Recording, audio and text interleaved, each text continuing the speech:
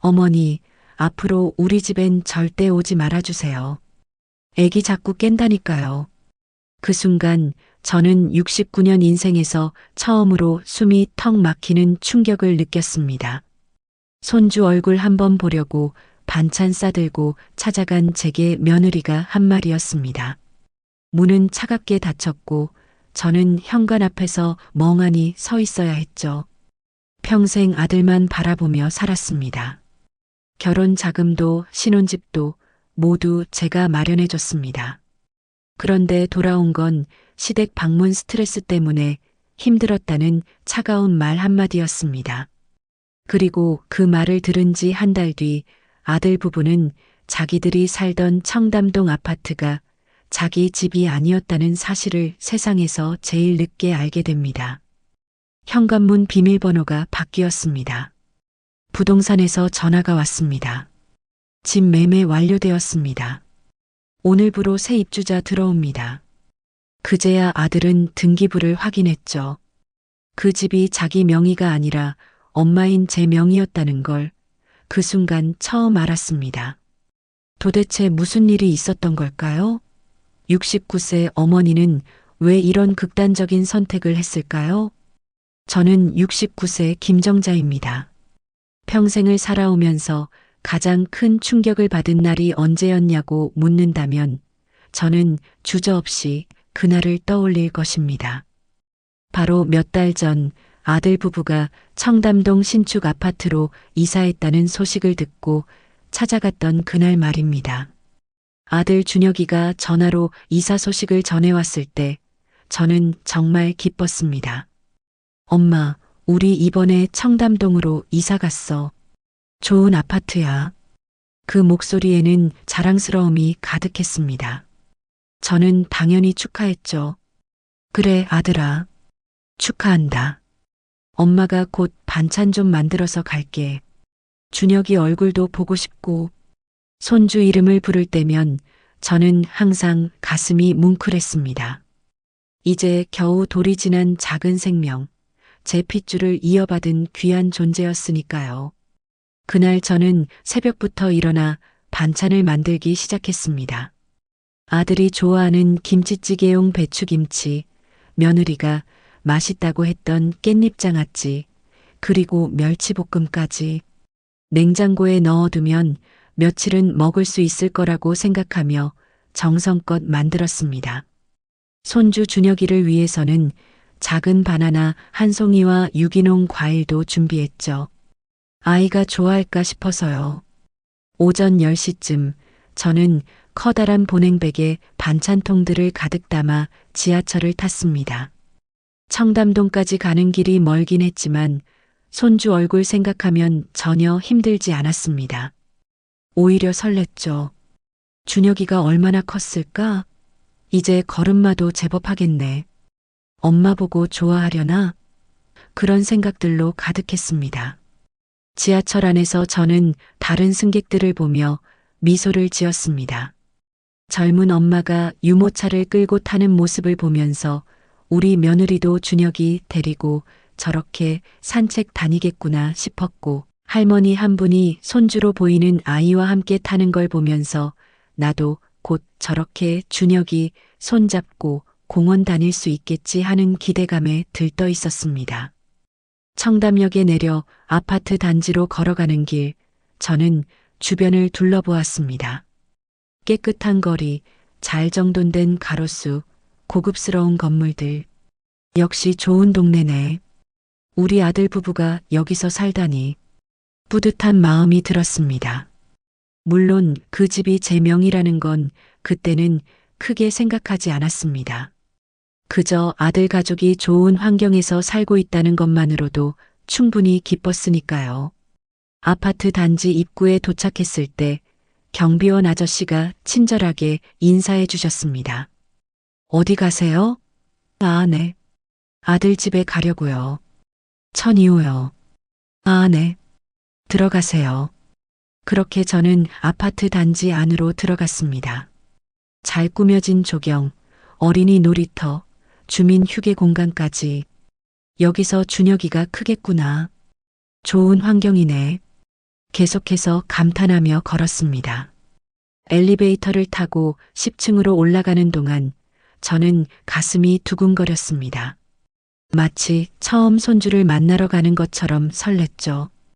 엘리베이터 문이 열리고 복도를 걸어가는데 새 아파트 특유의 깨끗한 냄새가 났습니다. 천 2호 앞에 섰을 때 저는 잠시 숨을 고르고 현관문을 바라봤습니다. 문패에는 정수진, 김준혁 이렇게 적혀 있었습니다. 며느리 이름이 먼저 적힌 걸 보고 요즘은 다 이렇게 하는구나 싶었습니다. 저는 초인종을 눌렀습니다. 딩동 경쾌한 소리가 울렸습니다. 그리고 기다렸죠. 안에서 발소리가 들렸습니다. 오고 있구나. 저는 미소를 지었습니다. 곧 며느리가 반갑게 맞아줄 거라 생각했으니까요. 문이 살짝 열렸습니다. 체인이 걸린 채로요. 그 좁은 틈 사이로 며느리 수진이의 얼굴 일부가 보였습니다. 그런데 표정이 이상했습니다. 반갑다는 표정이 아니었어요. 오히려 당황스러워하는 것 같았습니다. 어머니, 지금 오시면 어떡해요? 그 말투가 예사롭지 않았습니다. 차갑진 않았지만 반갑지도 않았죠. 저는 당황해서 말했습니다. 수진아, 엄마야. 반찬 좀 만들어서 왔어. 준혁이는 잘 있어? 어머니, 지금 준혁이 자요. 겨우 재웠는데. 며느리의 목소리에는 불편함이 묻어났습니다. 저는 당황스러웠지만 이해하려고 애썼습니다. 아, 그렇구나. 애기 재우는 게 힘들었나 보네. 그럼 조용히 있을게. 얼굴만 잠깐 보고 갈게. 반찬도 냉장고에 넣어두고. 아, 어머니. 안 돼요. 며느리가 제 말을 자르며 말했습니다. 그 순간 저는 뭔가 이상하다는 걸 느꼈습니다. 우리 집은 외부 방문 금지예요. 방문 스트레스 때문에 준혁이가 예민해져요. 외부 방문 금지? 저는 그 말을 듣고 귀를 의심했습니다. 외부? 제가 외부라고요? 저는 준혁이 할머니인데 아들의 어머니인데 제가 외부라는 겁니까? 수진아, 엄마가 외부라니. 그게 무슨 말이니? 나 할머니잖아. 저는 조심스럽게 말했습니다. 목소리가 떨렸습니다. 하지만 며느리는 단호했습니다. 어머니도 아시잖아요. 요즘 육아는 정말 힘들어요. 준혁이가 낯선 사람 오면 긴장하고 그러면 밤에 잠도 안 자고 저희 부부가 너무 힘들어요. 그래서 지금은 아무도 안 만나기로 했어요. 낯선 사람? 저는 더 이상 말이 나오지 않았습니다. 제가 손주에게 낯선 사람이라는 겁니까? 며느리는 계속해서 말했습니다. 그리고 사실 어머니가 오시면 준혁이 너무 흥분해요. 그러면 리듬이 다 깨지고 저희가 다시 재우느라 몇 시간씩 고생하거든요. 정말 힘들어요. 이해해 주세요. 이해해 달라고요? 저는 손주 얼굴 한번 보는 게 그렇게 큰 죄인가요? 저는 입술을 깨물었습니다. 눈물이 날 것 같았지만 참았습니다. 그럼 반찬이라도 두고 갈게. 냉장고에만 넣어두면. 어머니, 죄송한데요. 저희는 지금 식단 관리 중이에요. 소금 섭취도 줄이고 유기농만 먹고 있거든요. 어머니가 해주신 반찬은 죄송하지만 저희 식단이랑 안 맞아요. 그 순간 저는 완전히 얼어붙었습니다. 제가 새벽부터 일어나 정성껏 만든 반찬이 제 손맛이 담긴 음식이 며느리에게는 식단이랑 안 맞는 불필요한 것이었습니다. 수진아, 제가 무슨 말을 하려고 했는지 기억도 나지 않습니다. 그냥 며느리의 이름을 불렀을 뿐이죠. 하지만 며느리는 더 이상 들으려 하지 않았습니다. 어머니, 정말 죄송해요. 다음에 저희가 여유 있을 때 연락드릴게요. 그때 봬요. 그리고 찰컥하는 소리와 함께 문이 완전히 닫혔습니다. 체인도 문도 모든 게 닫혔습니다. 저는 닫힌 문 앞에서 멍하니 서 있었습니다. 손에는 무거운 보냉백이 들려 있었고 가슴은 더 무거웠습니다. 복도는 조용했습니다. 너무 조용했죠. 새 아파트의 깨끗한 복도, 은은한 조명, 그리고 닫힌 문. 저는 그 앞에서 얼마나 서 있었는지 모르겠습니다. 1분이었을까요? 5분이었을까요? 아니면 더 오래였을까요? 안에서 아기 울음소리가 들렸습니다. 준혁이가 깬 것 같았습니다. 며느리의 다급한 목소리가 희미하게 들렸습니다. 준혁아, 괜찮아. 엄마 여기 있어. 그리고 아들의 목소리도 들렸습니다. 여보, 뭐야? 누가 왔었어? 아무것도 아니야. 그냥 아무것도 아니라고요? 저는 아무것도 아닌 존재였습니까? 저는 천천히 몸을 돌렸습니다. 엘리베이터로 걸어가는 발걸음이 무거웠습니다. 손에 든 보냉백이 천근만근처럼 느껴졌죠. 엘리베이터 버튼을 누르고 기다리는 동안 저는 벽에 기댔습니다. 다리에 힘이 없었습니다. 딩소리와 함께 엘리베이터가 도착했습니다. 문이 열리고 저는 안으로 들어갔습니다. 거울에 비친 제 모습이 보였습니다. 69세 할머니. 새벽부터 일어나 반찬 만들고 무거운 가방 들고 먼 길 와서 문전박대 당한 할머니. 그 모습이 너무 초라해 보여 저는 고개를 돌렸습니다. 1층에 도착해 밖으로 나왔습니다. 햇살이 따스했지만 저는 춥게 느껴졌습니다. 벤치가 보여 그곳에 앉았습니다. 보냉백을 옆에 내려놓고 한숨을 쉬었죠. 주변을 보니 어린 엄마들이 유모차를 끌고 산책하고 있었습니다. 할머니, 할아버지들이 손주 손을 잡고 놀이터로 가는 모습도 보였습니다. 웃음소리가 들렸습니다. 행복해 보였죠. 그런데 저는 왜 이렇게 쓸쓸할까요? 내가 뭘 잘못했지? 저는 스스로에게 물었습니다. 손주 보러 온 게 잘못인가요? 반찬 만들어 온 게 잘못인가요? 며느리가 좋아할 거라고 생각했던 깻잎장아찌, 아들이 좋아하는 김치찌개 재료, 그게 다 잘못이었나요? 그때 핸드폰이 울렸습니다. 아들에게서 온 문자였습니다. 엄마, 미안해. 수진이가 요즘 육아 스트레스가 심해서 그래. 이해해줘. 우리가 여유 생기면 엄마 모시고 외식하자. 외식이라고요? 저는 외식이 하고 싶은 게 아니었습니다. 손주 얼굴이 보고 싶었던 거예요. 제 핏줄을, 제가 그렇게 기다리던 손주를 보고 싶었던 것뿐이에요. 저는 답장하지 않았습니다. 뭐라고 답해야 할지 몰랐으니까요. 그냥 핸드폰을 가방에 넣고 일어났습니다. 보냉백을 다시 들었죠. 아직도 무거웠습니다. 지하철역으로 걸어가면서 저는 생각했습니다. 내가 너무 자주 연락한 건가? 너무 오지랖이 넓었나? 며느리한테 부담을 줬나? 온갖 생각이 머릿속을 스쳐 지나갔습니다. 집으로 돌아오는 지하철 안에서 저는 창밖을 바라봤습니다. 스쳐 지나가는 풍경들이 흐릿하게 보였습니다. 눈물이 고여 있었기 때문이죠. 저는 눈물을 닦으며 생각했습니다. 아들한테 뭐가 부족했을까? 저는 아들 준혁이를 낳고 평생을 아들만 바라보며 살았습니다. 남편이 일찍 돌아가신 후로는 더욱 그랬죠. 아들 하나 잘 키우는 게 제 인생의 목표였습니다. 좋은 대학 보내려고 밤늦게까지 일했고 결혼 자금 마련하려고 아껴 썼습니다. 신혼집도 제 명의로 사줬죠. 아들이 행복하면 저도 행복할 거라고 믿었습니다. 그런데 지금 제가 받은 건 뭡니까?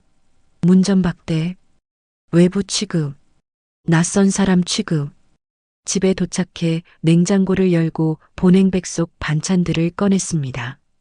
새벽부터 만든 김치, 깻잎장아찌, 멸치볶음.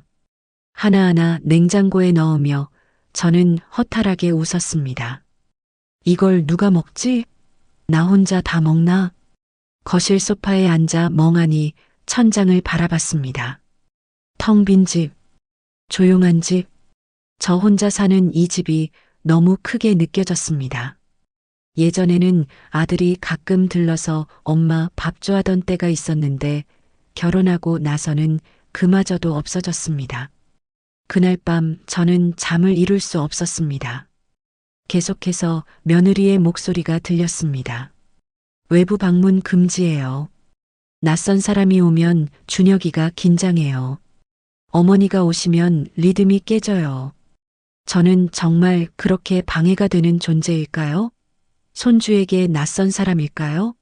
아들에게는 이제 필요 없는 사람일까요? 새벽 3시쯤 저는 일어나 물을 마시러 부엌에 갔습니다. 냉장고 문을 열자 제가 만든 반찬들이 가득했습니다. 아들한테 주려고 만든 것들, 이제 아무 쓸모없게 된 것들. 저는 냉장고 문을 닫고 고개를 저었습니다. 내가 너무 집착했나? 아들한테 너무 많은 걸 바랐나? 하지만 저는 아무것도 바라지 않았습니다. 그저 가끔 손주 얼굴 보고 아들 잘 지내는지 확인하고 그것만 원했을 뿐인데요. 다음 날 아침 저는 딸 미영이에게 전화했습니다. 미영이는 저와 가까운 지방에 살고 있었죠. 엄마, 왜? 무슨 일 있어? 딸의 목소리는 따뜻했습니다. 저는 울컥했지만 참았습니다. 아니야, 그냥 내 목소리 듣고 싶어서. 엄마, 무슨 일 있었지? 목소리가 이상해. 딸은 역시 날 잘 알았습니다. 저는 결국 어제 있었던 일을 말했습니다. 며느리한테 문전박대 당한 것, 외부 취급받은 것, 모든 걸 말했죠. 엄마, 오빠가 그렇게까지 했어? 딸의 목소리에는 분노가 섞여 있었습니다. 미영아, 어쩌면 내가 잘못했을지도 몰라. 너무 자주 연락했나? 엄마, 그게 무슨 말씀이세요? 손주 보러 간 게 잘못이에요? 엄마가 평생 오빠한테 얼마나 해줬는데. 딸은 화가 났습니다. 하지만 저는 오히려 딸을 진정시켰습니다. 아니야, 괜찮아. 수진이도 힘들었나 보다. 육아가 얼마나 힘든데. 엄마는 왜 맨날 오빠 편만 들어요? 엄마도 서운하잖아요. 딸 말이 맞았습니다. 저는 서운했습니다. 너무 서운했죠. 하지만 인정하고 싶지 않았습니다. 그날부터 저는 아들 부부에게 연락하지 않았습니다. 먼저 연락하지 않기로 마음먹었죠. 며느리가 부담스러워하니까 제가 한 발 물러서야겠다고 생각했습니다. 일주일이 지났습니다. 아들에게서 아무 연락이 없었습니다. 2주일이 지났습니다. 여전히 조용했죠. 한 달이 다 되어갈 무렵 저는 깨달았습니다. 아, 내가 연락 안 하면 아들도 안 하는구나. 그 깨달음이 가장 아팠습니다. 제가 먼저 연락하지 않으면 아들은 엄마 생각을 하지 않는다는 것. 저는 아들에게 그저 편할 때만 찾는 존재였던 거죠. 그렇게 저는 조용히 상처를 삼키며 살았습니다. 하지만 더 큰 충격은 아직 오지 않았습니다. 진짜 상처는 그 다음에 기다리고 있었습니다. 그렇게 한 달이 흘렀습니다. 조용한 한 달이었죠. 아들에게서 연락이 없었고 저도 먼저 연락하지 않았습니다. 하지만 제 마음 한편에는 늘 손주 준혁이 생각이 있었습니다. 이제 돌이 지났으니 많이 컸겠지? 걸음마는 더 잘하려나? 말은 조금 하려나? 어느 날 아침 문득 달력을 보다가 깨달았습니다. 다음 달이면 준혁이 돌잔치였습니다. 벌써 1년이라니. 시간이 정말 빠르게 흘렀습니다. 돌잔치, 아이의 첫 번째 생일. 할머니로서 그냥 넘어갈 수 없는 날이었죠. 저는 고민했습니다. 돌잔치에는 초대받을까? 아니면 이번에도 오지 말라고 할까? 한 달 전 일이 떠올라 가슴이 아팠지만 그래도 손주 돌잔치인데 포기할 수 없었습니다. 며칠을 고민하다가 저는 용기를 냈습니다. 아들에게 전화를 걸기로 했죠. 손이 떨렸습니다. 번호를 누르면서도 받을까? 하는 불안감이 엄습했습니다. 신호음이 울렸습니다. 한 번, 두 번, 세 번. 안 받나? 싶은 순간 전화가 연결됐습니다. 여보세요? 그런데 목소리가 아들이 아니었습니다. 며느리 수진이었죠. 저는 당황했지만 침착하게 말했습니다. 수진아, 엄마야. 준혁이는? 아니, 아들 바꿔줄 수 있니? 어머니, 준혁이 지금 회사에요. 무슨 일이세요? 며느리의 목소리는 여전히 차가웠습니다. 다정함이라곤 찾아볼 수 없었죠. 저는 숨을 한 번 크게 들이쉬고 말했습니다. 아, 그래. 사실, 다음 달이 준혁이 돌이잖니. 엄마가 작은 선물이라도 준비하고 싶어서, 뭐가 필요할까 싶어서 전화했어. 잠시 침묵이 흘렀습니다. 며느리가 뭔가 생각하는 것 같았어요. 그리고 그녀가 말했습니다. 어머니, 그 한마디에서 저는 뭔가 좋지 않은 말이 나올 거라는 걸 직감했습니다. 목소리 톤이 심각했거든요. 네, 수진아. 말해봐. 사실, 제가 할 말이 있어요. 저는 긴장했습니다. 심장이 빠르게 뛰었죠. 저희 결혼하고 나서요. 솔직히 말씀드리면 좀 힘들었어요. 힘들었다니. 무슨 말이니? 시댁 방문 스트레스요. 시댁 방문 스트레스. 그 단어가 귓전을 때렸습니다. 저는 전화기를 꽉 쥐었습니다. 수진아, 그게 무슨... 어머니 아시잖아요. 결혼 초부터 어머니가 너무 자주 오셨어요. 일주일에 한 번씩, 때로는 두 번씩, 매번 반찬 들고 오시고 집안일 이것저것 체크하시고 며느리는 평소에 참았던 말들을 쏟아내기 시작했습니다. 저는 말없이 들었습니다.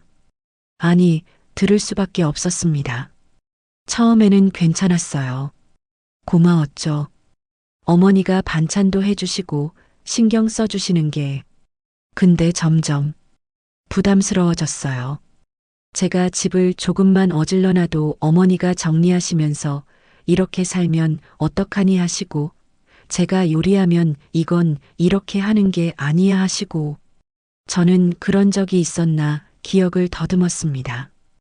분명 좋은 의도였습니다. 며느리를 도와주려고 더 편하게 살라고 했던 말들이었는데, 그리고 준혁이 낳고 나서는 더 심해졌어요. 어머니가 하루가 멀다 하고 오셔서 애기 이렇게 앉는 거 아니야. 수유는 이렇게 해야 해. 기저귀는 이걸 써야 돼. 계속 간섭하셨어요. 간섭이라고요?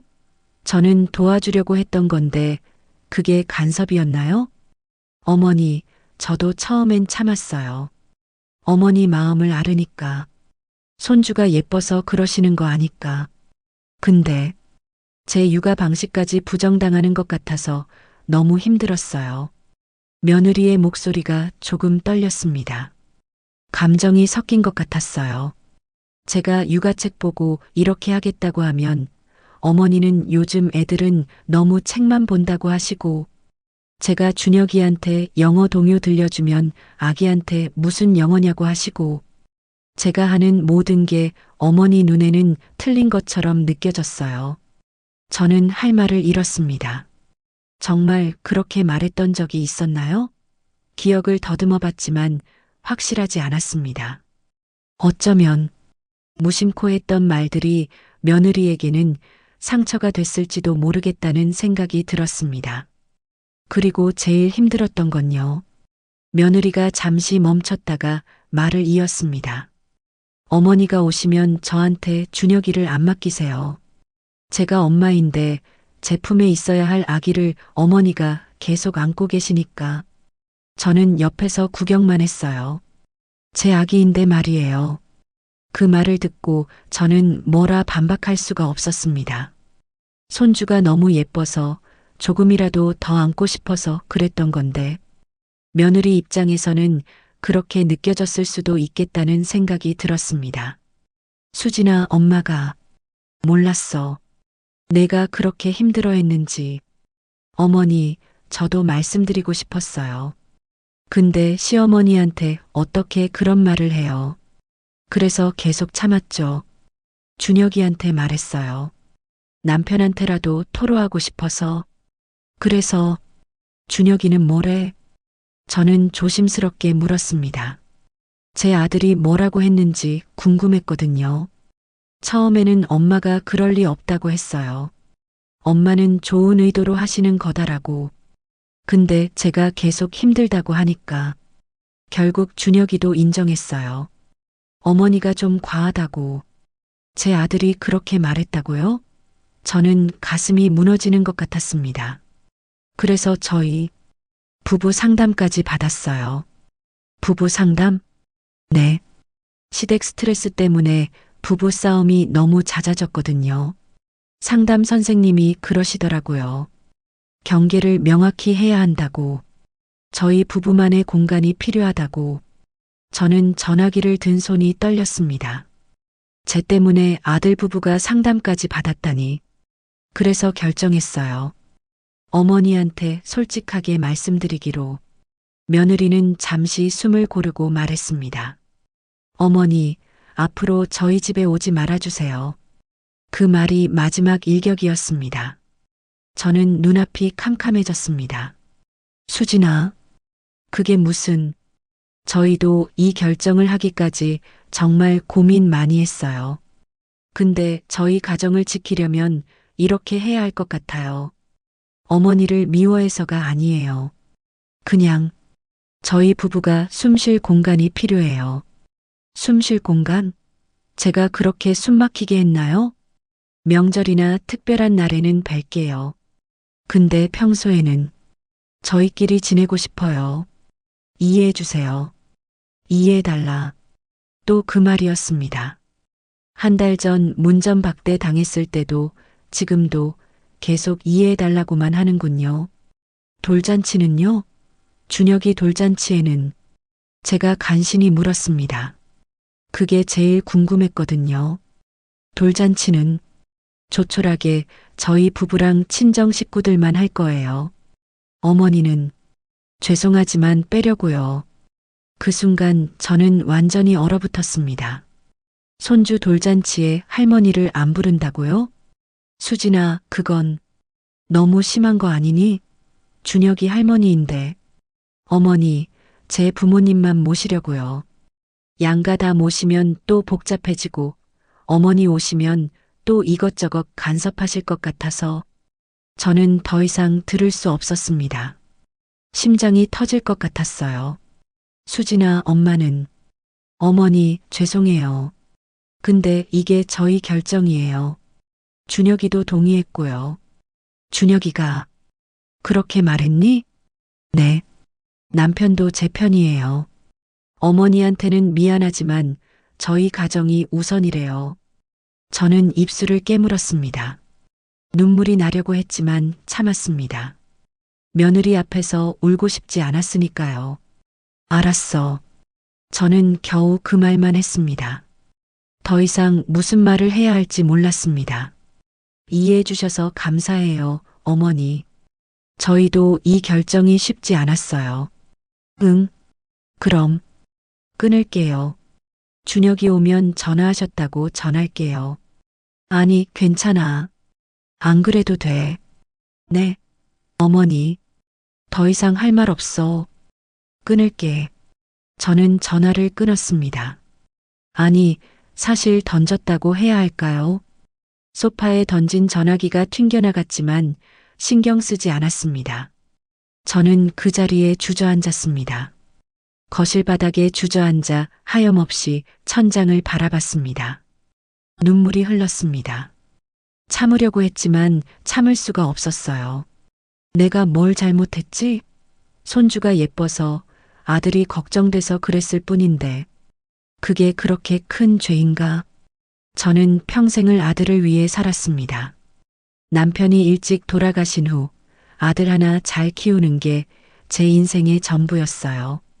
좋은 대학 보내려고 새벽부터 밤늦게까지 일했고 아들이 원하는 건 뭐든지 해주려고 노력했습니다.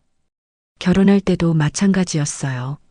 아들이 행복하게 살 수 있도록 신혼집도 마련해줬죠.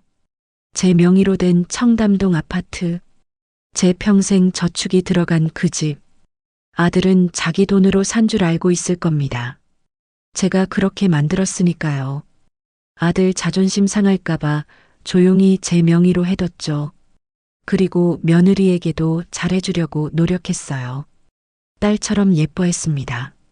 명절 때마다 용돈도 주고 생일이면 선물도 챙기고 좋은 시어머니가 되려고 정말 노력했는데 결과는 이겁니까? 오지 말라는 통보, 돌잔치 초대도 안 한다는 말. 저는 울면서 생각했습니다. 내 인생은 뭐였을까? 왜 나는 평생 아들만 바라봤을까? 핸드폰이 울렸습니다. 아들에게서 온 전화였어요.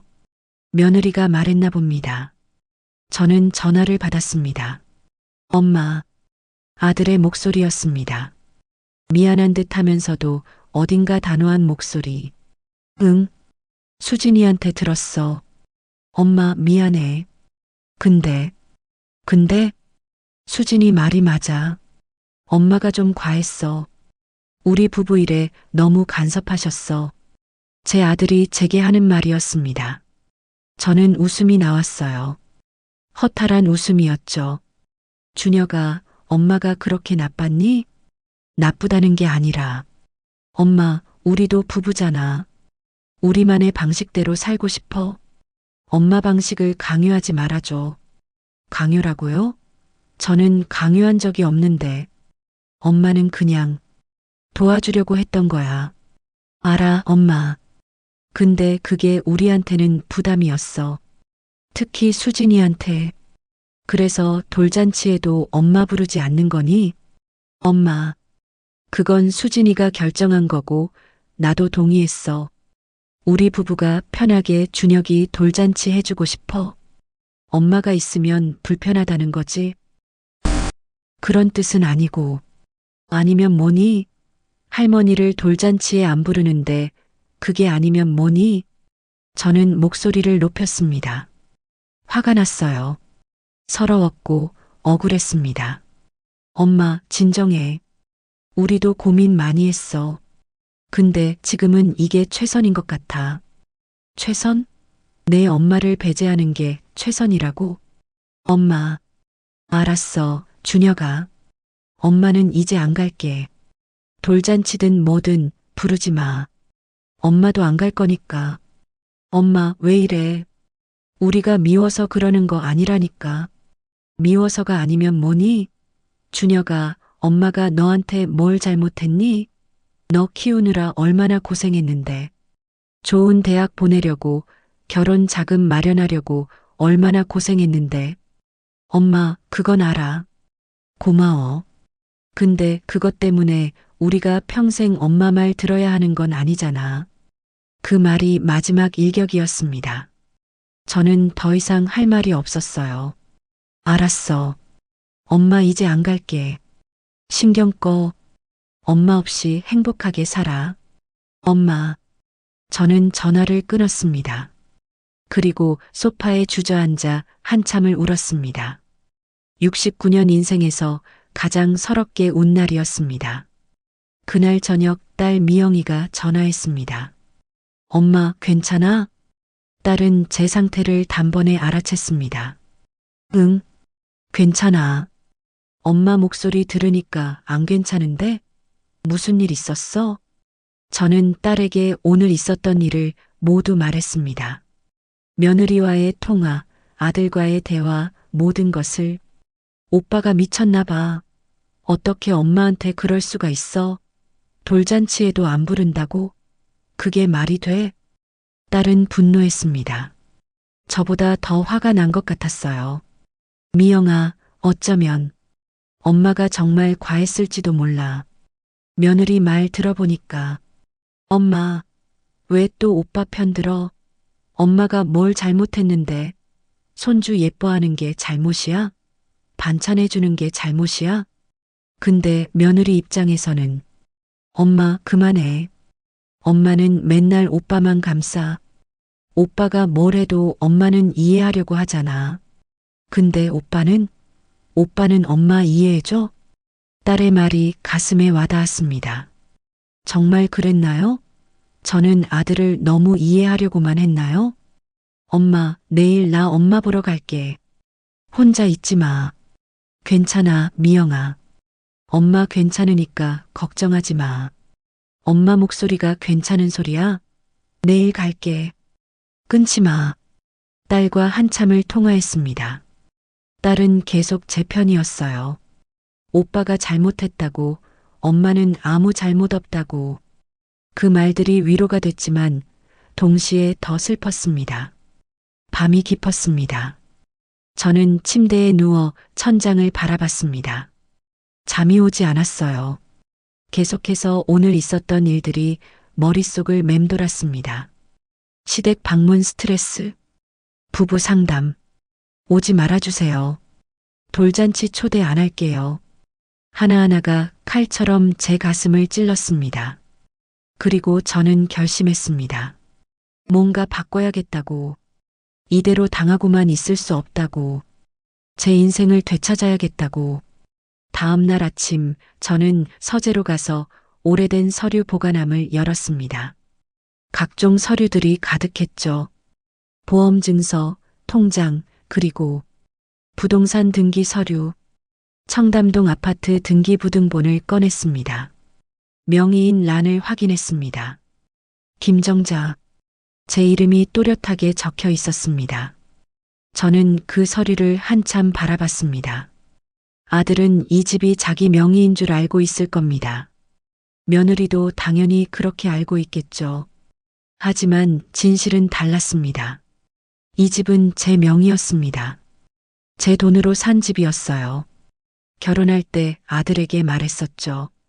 신혼집은 엄마가 해줄게. 아들은 고마워했습니다. 하지만 명의는 제 것으로 해뒀어요. 나중에 아들 명의로 바꿔주려고 했었죠. 언젠가 때가 되면. 하지만 지금 그때가 왔을까요? 저는 등기부등본을 들고 오래 생각했습니다. 그리고 결론을 내렸습니다. 제 인생을 바꿔야 할 때가 왔다고. 더 이상 아들만 바라보며 살 수 없다고. 제 존엄을 지켜야 한다고. 저는 서류를 가방에 넣고 외출 준비를 했습니다. 그리고 부동산으로 향했습니다. 69년 인생에서 가장 큰 결정을 내리기 위해서였습니다. 부동산에서 돌아온 저는 며칠간 고민에 빠졌습니다. 정말로 이렇게 해야 하나? 아들과의 관계를 완전히 끊는 게 맞나? 수없이 자문했지만 답은 나오지 않았습니다. 다만 한 가지는 확실했습니다. 이대로는 안 된다는 것. 며느리와의 통화 이후 일주일이 지났습니다. 그 일주일 동안 저는 단 한 번도 아들에게서 연락을 받지 못했습니다. 사과도 안부 전화도 없었죠. 마치 그 통화가 없었던 것처럼, 아니 마치 제가 존재하지 않는 것처럼 아들은 조용했습니다. 밤마다 잠을 이루지 못했습니다. 천장을 바라보며 생각했죠. 내가 정말 그렇게 나쁜 시어머니였을까? 간섭이 심했을까? 며느리를 힘들게 했을까?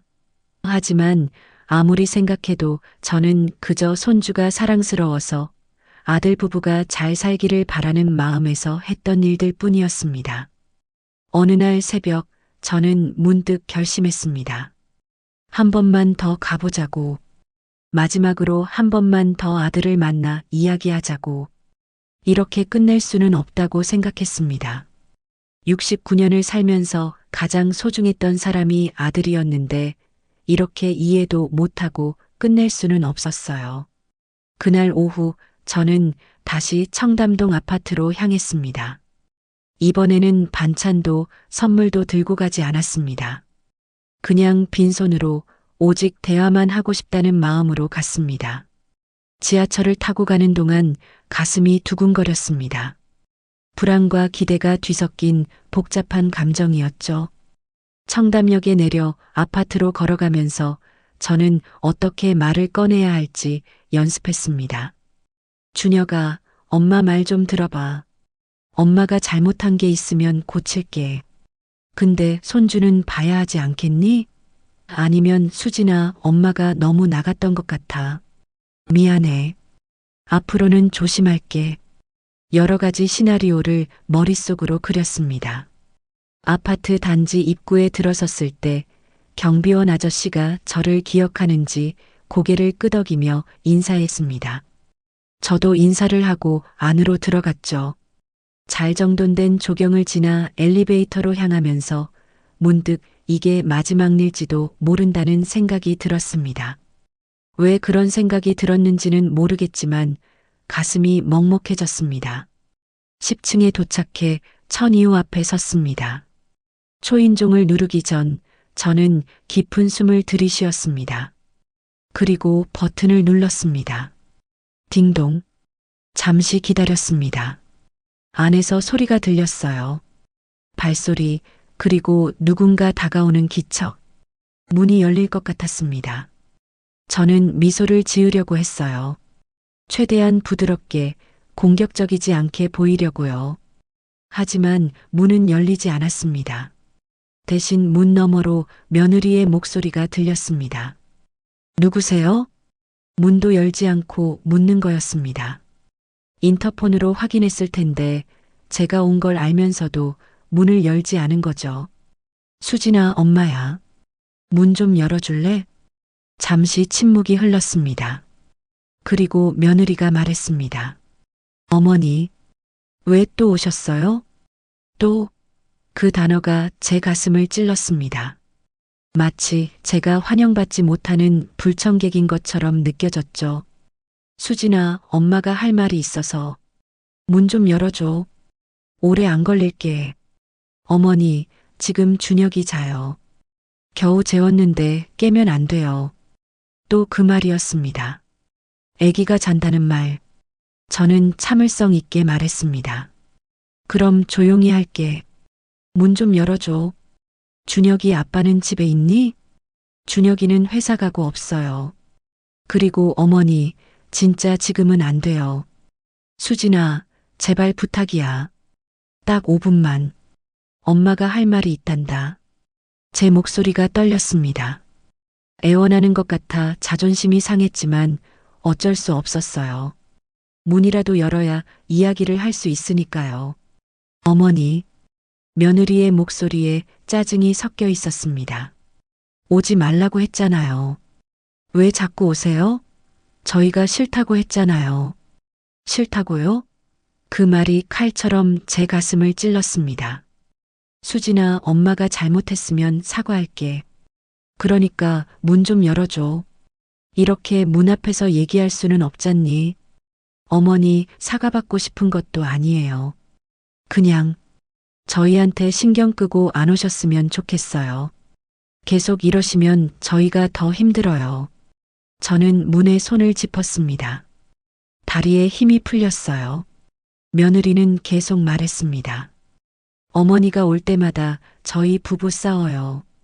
준혁이가 어머니 편 들면 제가 화나고 제 편 들면 어머니한테 미안하고 이런 상황 자체가 싫어요. 그러니까 제발 오지 말아주세요. 수진아, 엄마가 그렇게 나쁜 사람이니? 제 목소리가 갈라졌습니다. 눈물이 나올 것 같았지만 참았어요. 나쁜 게 아니라 어머니, 저희한테 어머니는 부담이에요. 솔직히 말씀드릴게요. 어머니 보면 숨이 막혀요. 어머니 목소리만 들어도 긴장돼요. 뭘 또 지적하실까, 뭘 또 간섭하실까 두려워요. 며느리는 숨을 한번 크게 쉬고 말을 이었습니다. 저도 이런 말하기 싫어요.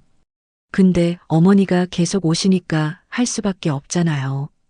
저희 부부만의 공간이에요, 여기는. 우리 집이라고요. 그때였습니다. 뒤에서 아들 목소리가 들렸습니다.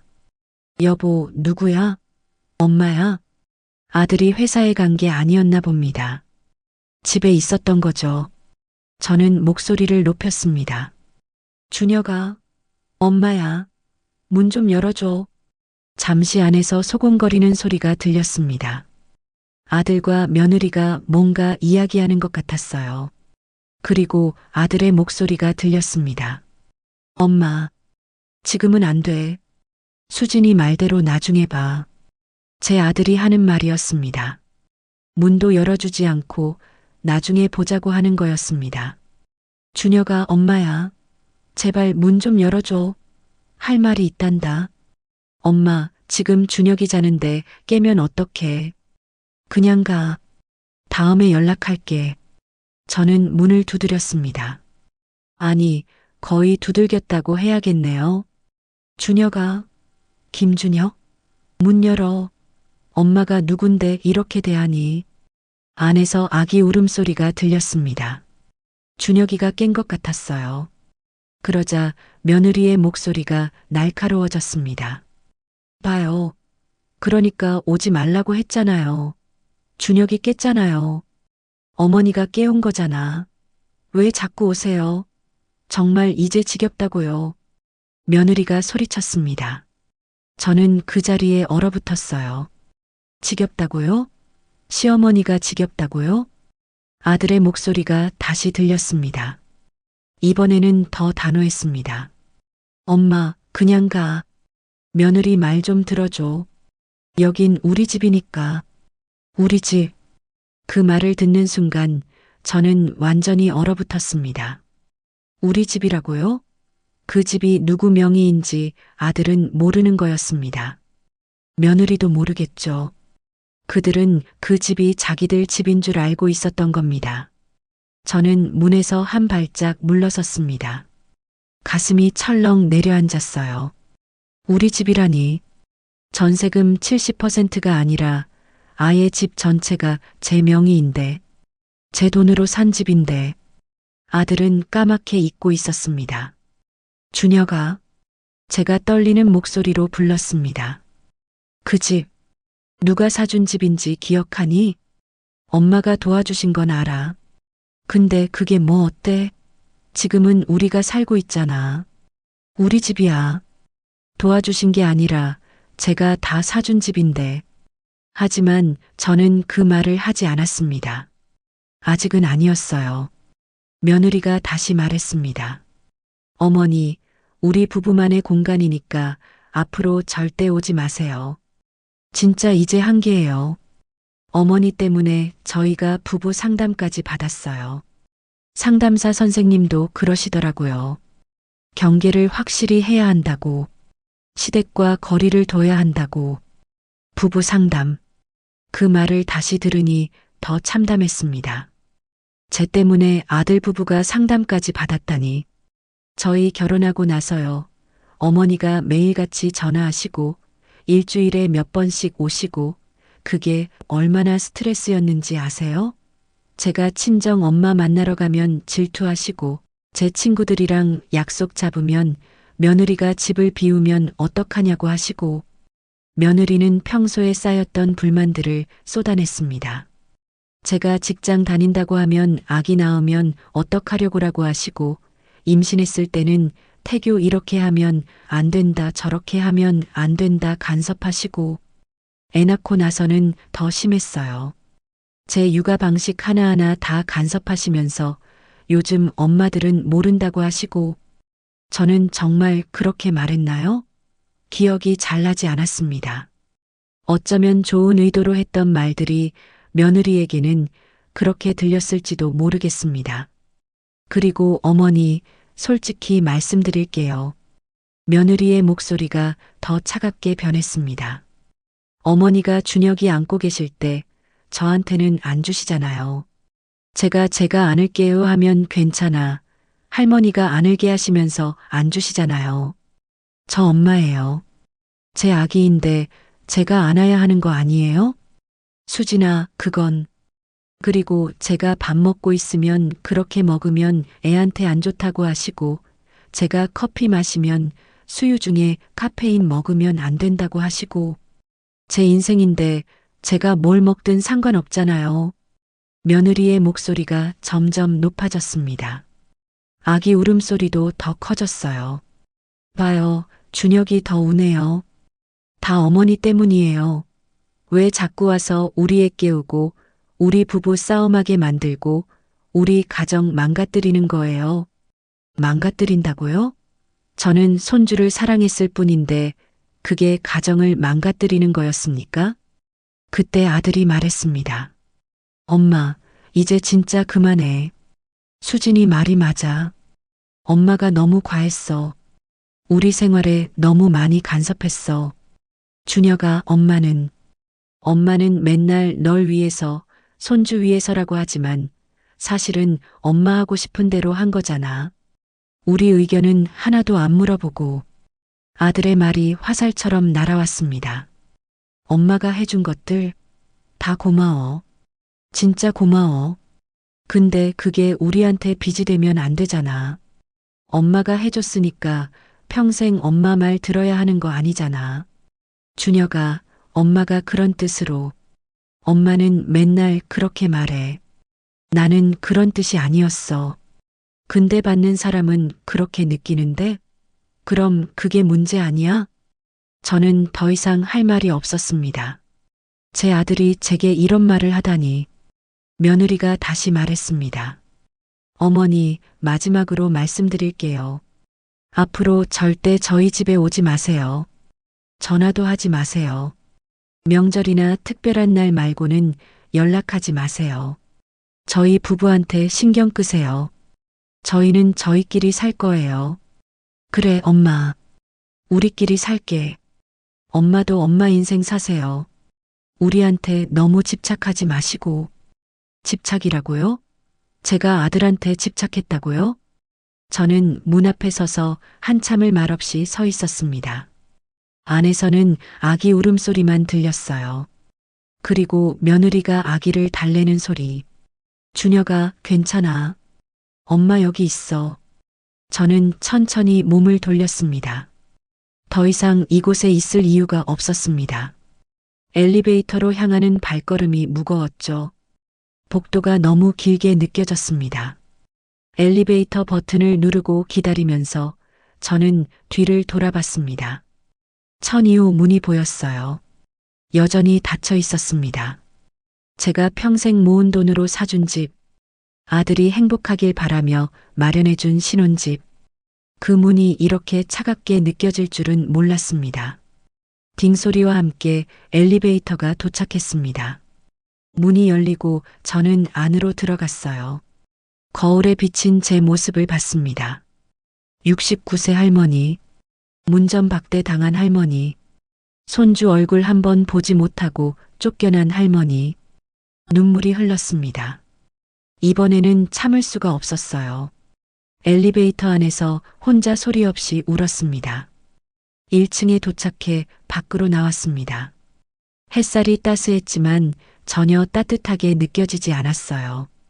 저는 벤치에 앉아 한참을 그렇게 있었습니다. 주변을 보니 아이들이 놀고 있었습니다. 엄마들이 유모차를 끌고 산책하고 있었고 할머니 한 분이 손주 손을 잡고 웃으며 걷고 있었습니다. 모두가 행복해 보였어요. 그런데 저는 왜 이렇게 외롭고 슬플까요? 핸드폰을 꺼내 아들의 연락처를 받습니다. 아들 준혁. 그 이름을 오래 바라봤어요. 제가 낳고 키우고 사랑했던 사람. 평생을 그 사람만 바라보며 살았는데 이제는 제게 집착하지 말라고 하는 사람. 저는 그때 결심했습니다. 확실하게, 완전하게. 더 이상은 안 되겠다고. 제 존엄을 지켜야겠다고. 아들이 저를 이렇게 대한다면 저도 더 이상 참고 있을 이유가 없다고. 집으로 돌아오는 길, 저는 부동산에 들렀습니다. 며칠 전 방문했던 그 부동산이었죠. 안녕하세요, 사장님. 아, 어머님. 그때 오셨던 분이시죠? 청담동 아파트 매물건으로. 네, 맞아요. 그거 지금 바로 진행하고 싶어요. 지금요? 확실하신 거죠? 사장님이 놀란 듯 물었습니다. 저는 고개를 끄덕였습니다. 네, 확실합니다. 최대한 빨리 팔고 싶어요. 알겠습니다. 청담동 신축이니까 금방 나갈 겁니다. 일주일이면 충분할 것 같은데요. 그럼 부탁드립니다. 저는 등기 서류를 꺼내 건넸습니다. 사장님이 서류를 확인하며 물었습니다. 근데 어머님, 혹시 지금 그 집에 사는 분들한테는 말씀하셨나요? 아니요, 아직 모를 겁니다. 그럼 나중에 문제가 되지 않을까요? 문제될 것 없어요. 제 명의 집이니까요. 제가 팔겠다는데 누가 뭐라고 하겠어요? 저는 단호하게 말했습니다. 사장님은 고개를 끄덕이며 서류를 챙겼습니다. 알겠습니다. 그럼 바로 진행하겠습니다. 매수자 나오면 연락드릴게요. 네, 감사합니다. 부동산을 나오면서 저는 뒤도 돌아보지 않았습니다. 결정은 내려졌습니다. 이제 돌이킬 수 없었어요. 그날 밤 집에 돌아와서 저는 오래된 사진첩을 꺼냈습니다. 아들이 어렸을 때 사진들이 가득했죠.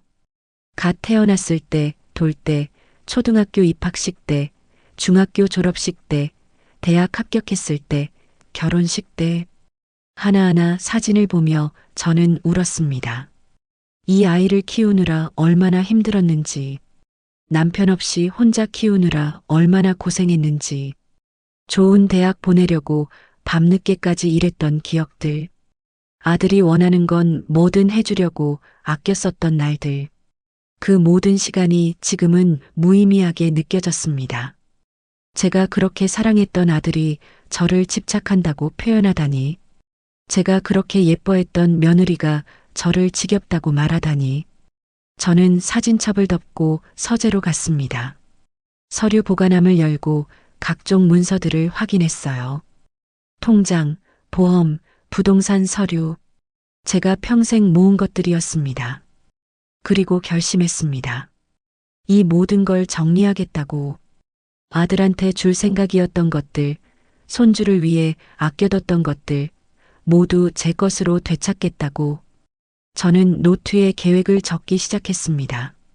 집 매각, 이사 준비, 새 출발. 69세의 나이에 새로운 시작을 하려니 두렵기도 했지만 동시에 해방감도 느껴졌습니다. 더 이상 아들 눈치 보지 않아도 되는 삶. 며느리 비위 맞추지 않아도 되는 삶. 제가 하고 싶은 대로 사는 삶. 그날 밤 저는 오랜만에 편하게 잠들었습니다. 결정을 내리니 마음이 오히려 편해졌어요. 내일부터는 새로운 삶이 시작될 것입니다. 제 인생을 되찾는 시간이 시작될 것입니다. 그날 밤 저는 침대에 누워 천장을 바라봤습니다. 잠은 오지 않았지만 마음은 이상하게 편안했어요. 결정을 내렸다는 안도감 때문이었을까요? 아니면 드디어 제 인생을 되찾을 수 있다는 기대감 때문이었을까요? 문득 이런 생각이 들었습니다. 내 인생은 뭐였을까? 왜 나는 평생 아들만 바라봤을까? 25에 결혼했습니다. 남편은 좋은 사람이었어요. 성실하고 가정적이었죠. 결혼 3년 만에 아들 준혁이를 낳았습니다. 그때의 기쁨이란, 처음 아기를 안았을 때 작고 따뜻한 그 생명체가 제 품에 안겼을 때 저는 세상을 다 가진 기분이었습니다. 하지만 행복은 오래가지 않았습니다. 준혁이가 5살 되던 해 남편이 갑자기 쓰러졌습니다. 심근경색이었어요. 병원으로 급히 옮겼지만 소용없었습니다. 30살 너무 이른 나이에 저는 미망인이 되었습니다. 장례식장에서 아들을 안고 울었습니다. 이제 어떡하지? 이 아이를 어떻게 키우지? 앞이 캄캄했어요. 시댁에서는 아들을 맡아 키우겠다고 했습니다. 하지만 저는 거절했죠. 제가 낳은 아이, 제가 키우고 싶었습니다. 그날부터 제 인생은 완전히 바뀌었습니다. 전업주부였던 저는 일을 시작해야 했어요. 식당에서 설거지도 하고 청소 일도 하고 아파트 경비 일도 했습니다. 낮에는 일하고 밤에는 아들을 돌보는 생활이 계속됐죠. 힘들었습니다. 정말 힘들었어요. 몸은 지쳤고 마음은 외로웠습니다. 하지만 아들을 보면 힘이 났어요. 이 아이만큼은 잘 키워야 해. 아빠 없는 서름 안 받게 해줘야 해. 그 생각 하나로 버텼습니다. 아들은 잘 자랐습니다. 공부도 잘했고 착했어요. 친구들도 많았고 선생님들한테도 사랑받았습니다. 저는 그런 아들이 자랑스러웠어요. 내가 이렇게 고생한 보람이 있구나 싶었죠. 중학교 때부터 아들은 꿈이 생겼습니다. 좋은 대학에 가서 큰 회사에 취직하고 싶다고 했어요. 저는 아들의 꿈을 이루어주고 싶었습니다. 그래서 더 열심히 일했죠. 과외비를 벌려고 새벽 배달 일도 시작했습니다. 아들이 고등학교 3학년이 됐을 때 저는 밤낮 없이 일했습니다. 학원비, 교재비, 인터넷 강의비, 모든 게 돈이었어요. 하지만 아들을 위해서라면 뭐든 할 수 있었습니다. 드디어 대학 합격 소식이 왔습니다. 좋은 대학이었어요. 아들이 합격증을 들고 왔을 때 저는 너무 기뻐서 울었습니다. 해냈구나. 우리 아들이 해냈어. 그날 밤 저는 하늘에 있는 남편에게 말했습니다. 여보, 우리 아들 좋은 대학 갔어요. 당신이 있었으면 얼마나 좋았을까. 대학 4년 동안도 열심히 일했습니다. 아들 용돈 주려고, 등록금 내려고, 책값 대려고. 제 삶은 없었어요. 오직 아들만 있었습니다. 아들이 대학을 졸업하고 좋은 회사에 취직했습니다. 그때 저는 처음으로 이제 좀 쉴 수 있겠다 싶었어요. 아들이 이제 성인이 됐으니 제 역할은 끝났다고 생각했습니다. 하지만 몇 년 후 아들이 결혼하고 싶다는 여자를 데려왔습니다. 수진이었죠. 예쁘고 똑똑한 아가씨였어요. 저는 반가웠습니다.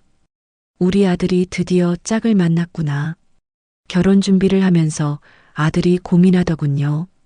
신혼집 마련이 문제였습니다. 전세금이 부족하다고 했어요. 저는 고민하지 않았습니다. 제가 평생 모은 돈, 그걸 아들한테 주면 되니까요. 엄마가 신혼집 해줄게. 엄마, 그럼 엄마는? 엄마는 괜찮아. 엄마 살 집은 있으니까. 너희들이 잘 사는 게 엄마 소원이야. 그렇게 저는 제 명의로 청담동 아파트를 샀습니다. 제가 평생 모은 돈이 거의 다 들어갔어요. 하지만 후회하지 않았습니다. 아들이 행복하면 저도 행복하니까요. 명의는 제 것으로 했습니다. 나중에 아들 명의로 바꿔주려고 했죠. 아들이 좀 더 안정되면 손주라도 보면 그때 명의를 넘겨줘야지 생각했습니다. 결혼식 날 저는 정말 행복했습니다. 아들이 행복해 보였거든요. 며느리 수진이도 예뻤고요. 이제 우리 아들도 가정을 꾸렸구나. 나도 이제 편하게 살 수 있겠다 싶었습니다. 하지만 결혼 후 저는 외로웠습니다. 아들이 결혼하고 나니 연락이 뜸해졌어요. 예전에는 일주일에 한두 번씩 들렀는데 결혼 후에는 한 달에 한 번도 안 왔습니다. 저는 이해하려고 했어요. 신혼인데 당연하지. 아내가 있는데 엄마한테만 올 수 없지. 하지만 마음 한편은 서운했습니다. 그래서 제가 먼저 찾아가기 시작했습니다. 일주일에 한 번씩, 때로는 더 자주. 반찬을 만들어 들고 가고 청소도 해주고 빨래도 해줬어요. 며느리가 직장 다니느라 바쁘니까 제가 도와줘야 한다고 생각했습니다. 처음에는 며느리도 고마워하는 것 같았어요. 어머니, 감사합니다 하면서 받았으니까요. 저는 기분이 좋았습니다. 역시 좋은 며느리야. 내가 예쁘게 봤어. 며느리가 임신했다는 소식을 들었을 때 저는 너무 기뻤습니다. 드디어 손주를 보게 되는 거였으니까요. 평생의 꿈이었어요. 손주 안고 놀이터 가고 맛있는 것 사주고 그림책 읽어주는 상상을 했습니다. 임신 기간 동안 저는 더 자주 찾아갔습니다. 며느리가 힘들까봐 집안일을 도와주려고요. 태교에 좋은 음식도 만들어 갖다 줬습니다. 며느리는 고맙다고 했지만 이제 와서 생각해보니 그때도 표정이 별로 안 좋았던 것 같아요. 손주 준혁이가 태어났습니다. 산후조리원에 갔을 때, 처음 준혁이를 안았을 때, 저는 눈물이 났습니다. 너무 작고 예뻤어요. 이 아이가 우리 아들의 아들이구나. 우리 준혁이의 아들이구나. 가슴이 벅찼습니다.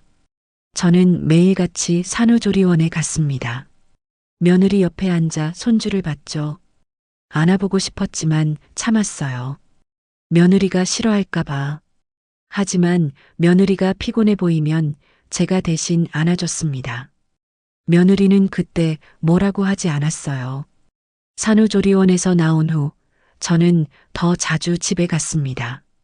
신생아 돌보는 게 힘들 테니 도와줘야 한다고 생각했어요. 청소, 빨래, 설거지, 밥 해주기. 뭐든 했습니다. 하지만 며느리의 표정은 점점 어두워졌습니다. 저는 왜 그런지 몰랐어요. 제가 도와주는데 왜 안 좋아하는지 나중에야 알았습니다. 며느리는 제 도움이 아니라 간섭으로 느꼈던 거죠. 준혁이가 크면서 저는 더 자주 갔습니다. 손주가 너무 보고 싶었거든요. 하루라도 안 보면 보고 싶었어요. 그래서 이틀에 한 번씩, 때로는 매일 갔습니다. 며느리는 점점 말이 없어졌습니다. 제가 집에 가면 인사만 하고 방으로 들어가곤 했어요. 저는 이상하다고 생각했지만 크게 신경 쓰지 않았습니다. 산후우울증인가? 아니면 육아가 힘들어서 그런가? 그 정도로 생각했죠. 아들한테 물어봤습니다. 수진이 요즘 좀 이상하지 않니? 표정이 안 좋던데. 아들은 괜찮아요, 엄마. 육아가 힘들어서 그래요 하고 넘어갔습니다. 저는 그래서 더 도와줘야겠다고 생각했어요. 며느리가 힘드니까 제가 더 자주 가서 손주를 봐줘야겠다고. 그게 며느리한테는 더 큰 스트레스였다는 걸 그때는 몰랐습니다. 그러다가 한 달 전 그날이 왔습니다. 처음으로 문전박대를 당한 날. 어머니, 오지 마세요. 그 말을 듣고 제 세상이 무너졌어요. 그리고 일주일 전 전화로 며느리한테 들었습니다. 시댁 방문 스트레스, 부부 상담, 돌잔치 초대 안 할게요. 하나하나가 충격이었습니다. 그리고 며칠 전 마지막으로 찾아갔던 날. 문도 안 열어주고 지겹다, 집착하지 마세요. 여긴 우리 집이니까 하던 말들. 그 모든 순간들이 지금 이 밤 제 머릿속을 맴돌았습니다. 내가 뭘 잘못했을까? 정말 내가 그렇게 나빴을까? 이불을 뒤집어 쓰고 생각했습니다. 객관적으로 생각해 보려고 했어요. 제가 정말 과했을까? 너무 자주 찾아갔나? 너무 많이 간섭했나? 어쩌면 그랬을지도 모릅니다. 제 입장에서는 도와주려는 것이었지만 며느리 입장에서는 간섭이었을 수도 있어요. 제 기준으로 이렇게 해야 해라고 말했던 것들이 며느리에게는 자기 방식을 부정당하는 것으로 느껴졌을 수도 있고요. 하지만 그렇다고 해도 손주 돌잔치에 할머니를 초대하지 않는 건 너무한 거 아닐까요? 오지 말라고, 연락하지 말라고 하는 건 너무 심한 거 아닐까요? 저는 이불 속에서 울었습니다. 소리 없이 조용히. 69년을 살면서 가장 서러운 밤이었습니다. 다음 날 아침 저는 일찍 일어났습니다. 결심을 실행에 옮길 시간이었어요. 부동산에서 연락이 왔습니다. 어머님, 벌써 관심 있는 분이 계십니다. 청담동 신축이라 문의가 많네요. 그래요? 좋네요. 빨리 진행해 주세요. 네, 그런데 혹시 지금 거주하시는 분들한테는 아직 말 안 했어요. 계약 확정되면 그때 말할 겁니다. 전화를 끊고 저는 서재로 갔습니다. 등기 서류를 다시 한번 확인했어요. 명의인 김정자. 맞습니다. 이 집은 제 집이에요. 그날 오후 부동산에서 다시 연락이 왔습니다. 어머님, 매수자가 나타났습니다. 가격도 잘 맞고요. 빠르면 일주일 안에 계약 완료될 것 같습니다. 그렇게 빨리요? 네, 청담동 신축 아파트라 인기가 많습니다. 매수자가 현금 구매라 더 빠를 것 같고요. 알겠습니다. 진행해 주세요. 저는 전화를 끊고 한숨을 쉬었습니다. 드디어 시작되는 거였습니다. 다음 며칠 동안 저는 여러 가지 준비를 했습니다. 이사 갈 곳을 알아보기 시작했죠. 서울을 떠나고 싶었어요. 이곳에는 아픈 기억밖에 없으니까. 딸 미영이가 사는 지방 도시를 생각했습니다. 미영이 집 근처에 작은 전원주택을 알아봤어요. 조용하고 평화로운 곳. 남은 인생을 여유롭게 살 수 있는 곳. 그곳 부동산과 연락을 주고받았습니다. 마침 괜찮은 전원주택이 나왔더군요. 가격도 적당하고 환경도 좋았어요. 청담동 아파트를 팔면 그 집을 사고도 여유가 있을 것 같았습니다. 딸 미영이에게 전화했습니다. 미영아, 엄마가 그쪽으로 이사 가려고 해. 엄마가? 진짜? 왜 갑자기? 서울에 더 이상 있을 이유가 없어서. 오빠도 엄마 필요 없다는데 뭐. 엄마, 진짜 오빠 때문에 이사까지 가는 거야? 아니야, 엄마 인생을 위해서야. 엄마도 이제 내 삶을 살아야지. 딸은 잠시 말이 없었습니다. 그리고 조심스럽게 물었습니다. 엄마, 혹시 청담동 집? 응, 팔기로 했어. 헐, 진짜로? 오빠한테 말했어? 아니, 아직. 계약 완료되면 그때 알려줄 거야. 엄마, 오빠가 난리 칠 텐데. 그래도 상관없어. 네 명의 집이니까 내가 팔겠다는데 누가 뭐라고 하겠니? 딸은 한숨을 쉬었습니다. 엄마, 진짜 그렇게 하는 게 맞아? 나는 오빠가 잘못했다고 생각하지만 그래도. 미영아, 엄마 결정이야. 이미 부동산에 맡겼어. 일주일 안에 계약 끝날 거야. 알았어, 엄마. 엄마가 결정한 거면 나는 지지할게. 딸과의 통화를 끊고 저는 창밖을 바라봤습니다. 서울의 풍경이 보였어요. 평생을 살았던 도시, 아들을 키운 도시, 하지만 이제는 떠날 도시. 며칠이 지났습니다. 부동산에서 계속 연락이 왔어요. 계약이 순조롭게 진행되고 있다고 했습니다. 매수자가 급하게 원한다고 잔금까지 빠르게 치를 수 있다고 했죠. 어머님, 이번 주 금요일에 계약서 쓰시고 다음 주 월요일에 잔금 치르면 됩니다. 화요일부터 새 입주자가 들어갈 예정입니다. 알겠습니다. 그렇게 일주일이 흘렀습니다. 금요일 저는 부동산에 가서 계약서에 서명했습니다. 매수자를 만났어요. 젊은 부부였습니다. 신혼부부인 것 같았어요. 좋은 집 구하게 돼서 감사합니다. 잘 살 거예요. 좋은 집입니다. 저는 미소를 지으며 말했습니다. 그들은 행복해 보였어요. 제 아들 부부도 한때는 저렇게 행복해 보였는데 하는 생각이 들었습니다. 계약이 완료됐습니다. 월요일에 잔금을 받기로 했죠. 그럼 화요일부터는 새 입주자가 들어갑니다. 그 말은 아들 부부가 화요일까지 나가야 한다는 뜻이었습니다. 집으로 돌아오는 길, 저는 복잡한 심경이었습니다. 정말로 이렇게 하는 게 맞는 걸까?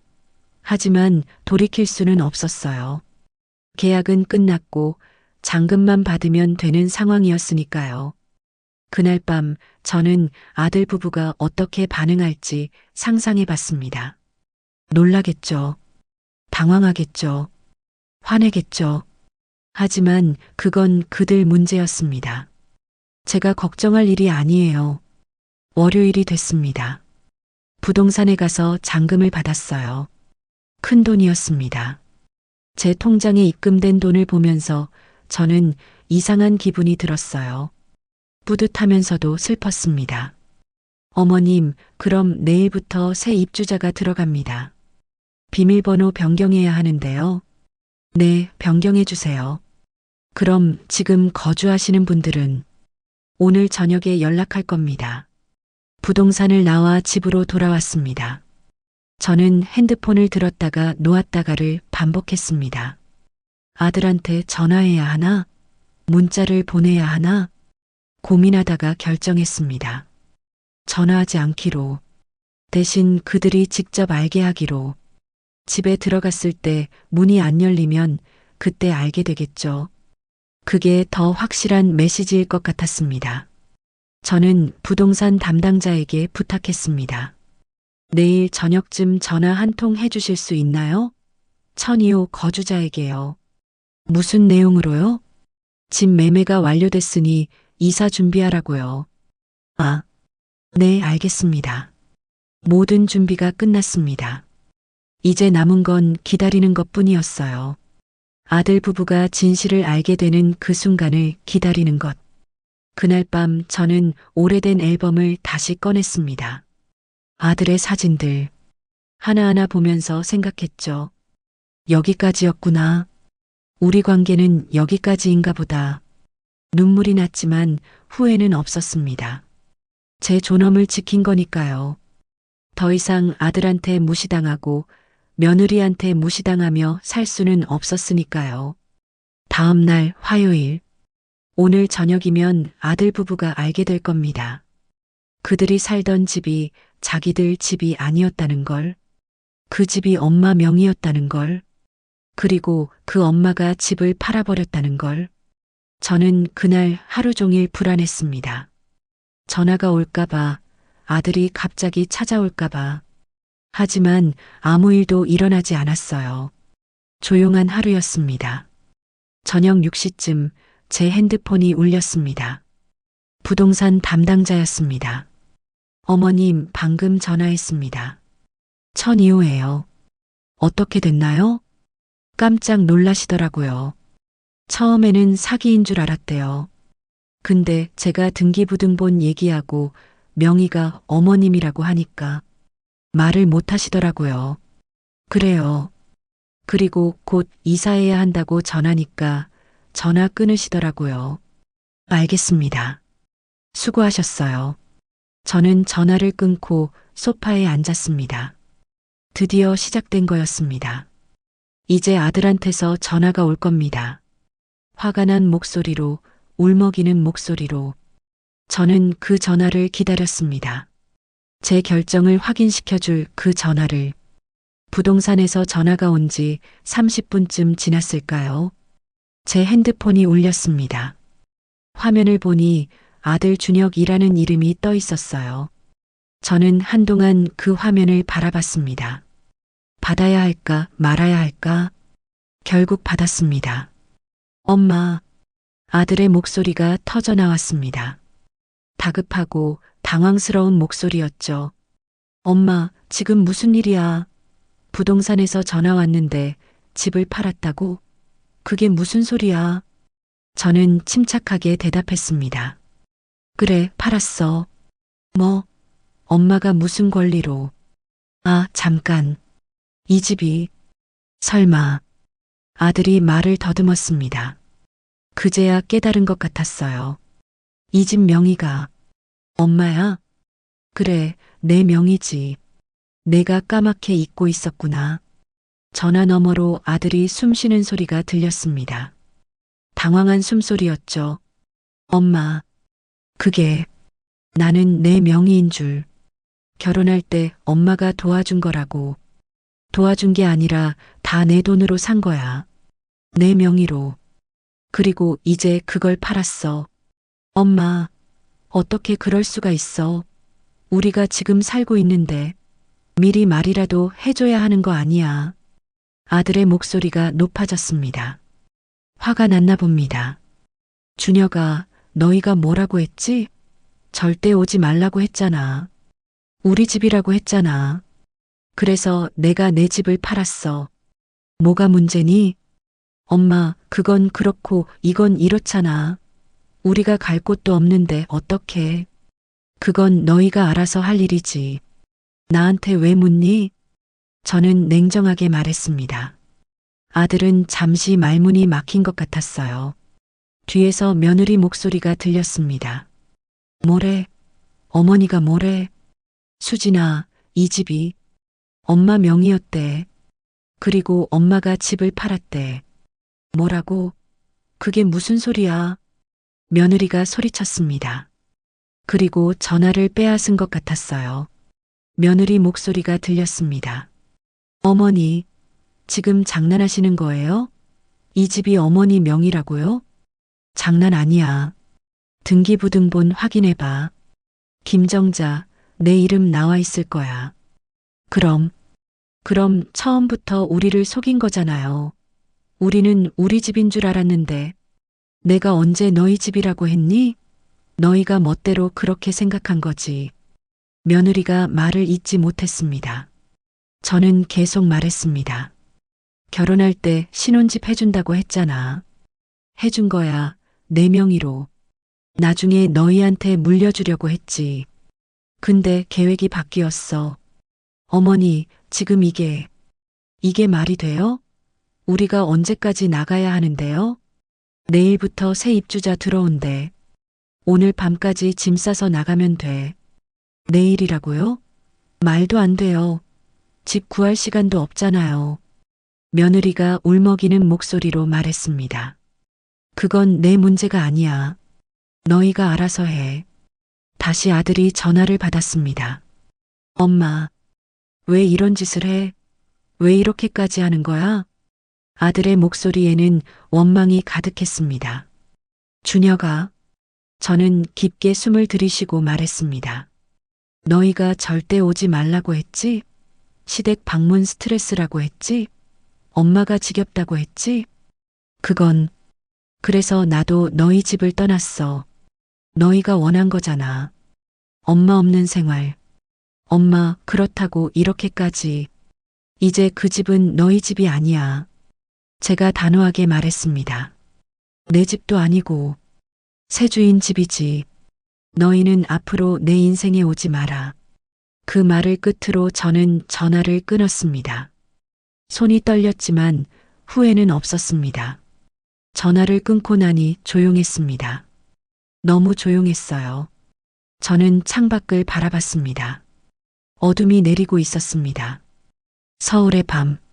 제가 평생 살았던 이 도시의 밤이 이제는 낯설게 느껴졌습니다. 핸드폰이 다시 울렸습니다. 아들이었어요. 저는 받지 않았습니다. 계속 울렸죠. 한 번, 두 번, 세 번, 네 번, 다섯 번. 집요하게 울려댔습니다. 문자도 연달아 왔습니다. 엄마, 제발 전화 좀 받아. 엄마, 우리 이야기 좀 하자. 엄마, 미안해. 내가 잘못했어. 엄마, 제발. 우리 어떻게 해야 해? 엄마, 준혁이도 있는데. 제발.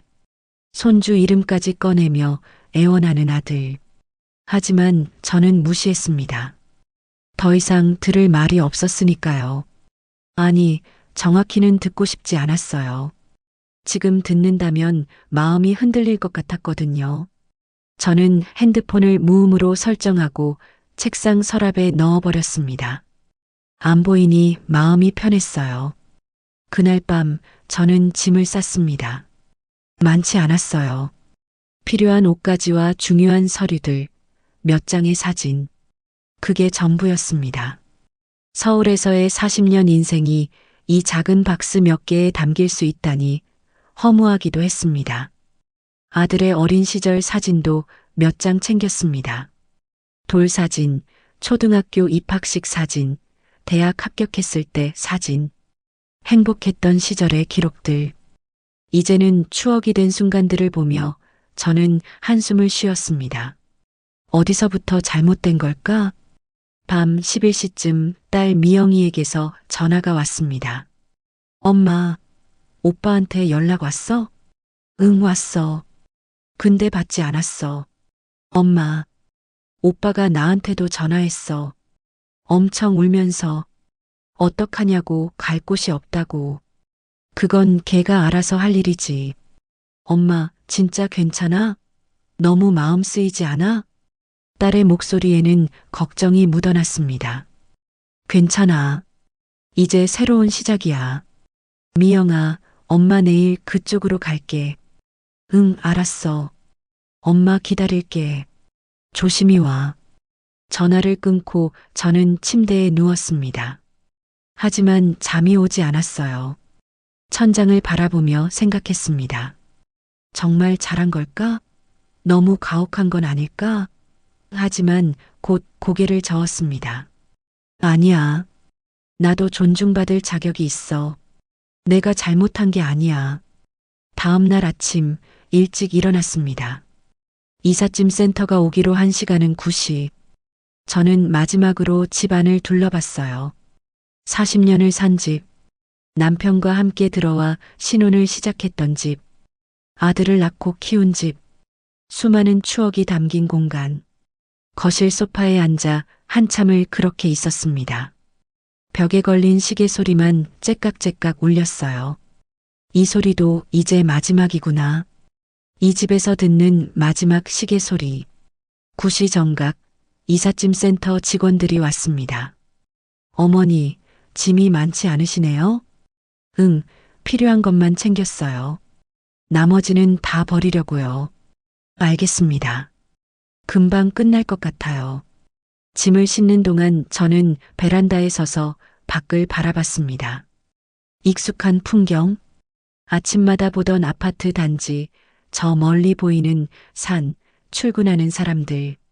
모든 게 그대로인데 제 삶만 완전히 바뀌고 있었습니다. 짐을 다 싣고 마지막으로 집을 나서는 순간 저는 뒤를 돌아봤습니다. 텅 빈 거실, 가구도 없고 사람도 없는 공간. 그 텅 빈 공간이 제 마음 같았어요. 잘 있어. 저는 빈 집에게 작별 인사를 했습니다. 그리고 문을 닫았어요. 철컥 하는 소리와 함께 40년의 삶이 닫혔습니다. 차에 올라타고 출발했습니다. 백미러로 아파트를 바라봤어요. 점점 멀어지는 건물, 점점 멀어지는 서울, 점점 멀어지는 과거.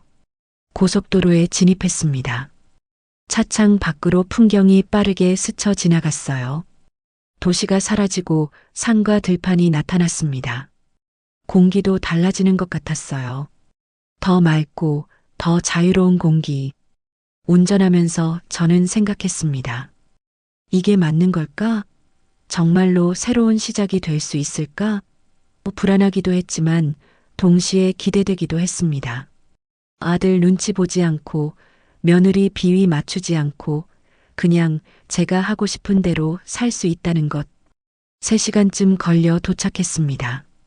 딸 미영이가 집 앞에서 기다리고 있었어요.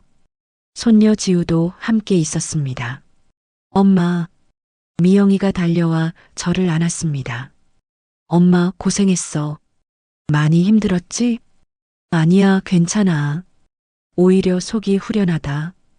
미영이는 제 얼굴을 자세히 보더니 웃었습니다. 엄마 표정 좋은데? 진짜 괜찮은 것 같아. 그래, 이제 진짜 괜찮을 거야. 지우가 제 손을 잡았습니다. 할머니, 여기 완전 좋아요. 우리 집 가까워서 자주 놀러 올 수 있어요. 그래, 우리 지우. 할머니도 기대된다.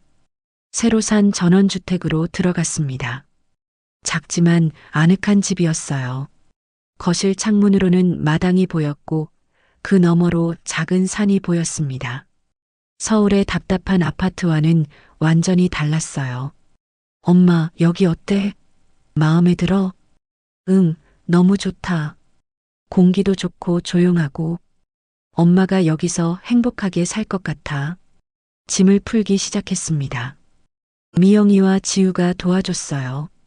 옷을 정리하고 이불을 펴고 주방 살림을 배치하는 동안 웃음이 끊이지 않았습니다. 할머니, 이 방은 제 방으로 해도 돼요? 제가 자주 놀러 올 거거든요. 그래, 지우 방으로 하자. 할머니가 예쁘게 꾸며줄게. 와, 좋아요. 짐을 다 풀고 저녁을 먹었습니다. 미영이가 만든 된장찌개와 김치, 그리고 제가 좋아하는 두부조림. 셋이서 식탁에 앉아 밥을 먹는데 왠지 모르게 편안했어요. 엄마, 서울 집보다 여기가 더 좋지 않아? 그래, 훨씬 좋아. 여기는 누구 눈치도 안 봐도 되니까. 엄마가 이렇게 편해 보이는 거 정말 오랜만이야. 식사 후 미영이와 마당에 나가 앉았습니다. 밤하늘에는 별이 가득했어요. 서울에서는 절대 볼 수 없었던 별들. 예쁘다, 그치? 응, 정말 예쁘네. 저는 별을 보며 생각했습니다. 새로운 시작. 이제 진짜 내 삶을 살아야지. 며칠이 지났습니다. 저는 새로운 생활에 빠르게 적응했어요. 아침에 일어나 마당을 거닐고 텃밭에 채소를 심고 동네를 산책했습니다. 동네 할머니들과도 친해졌어요. 새로 오셨어요? 어디서 오셨어요? 서울에서 왔어요. 아이고, 서울서? 여기는 좀 심심하지 않아요? 아니에요, 전혀. 여기가 훨씬 좋은 것 같아요. 동네 할머니들과 함께 등산도 가고 노인정에서 화투도 치고 요가 교실도 다녔습니다. 웃을 일이 많아졌어요. 하루하루가 즐거웠습니다. 그 사이에도 아들에게서 계속 연락이 왔습니다. 전화, 문자, 카톡. 하루에도 수십 번씩 연락이 왔어요. 하지만 저는 모두 무시했습니다. 엄마, 제발 연락 좀 해줘. 엄마, 우리 잘못했어. 엄마, 어디 계셔? 걱정돼. 엄마, 준혁이가 할머니 보고 싶대.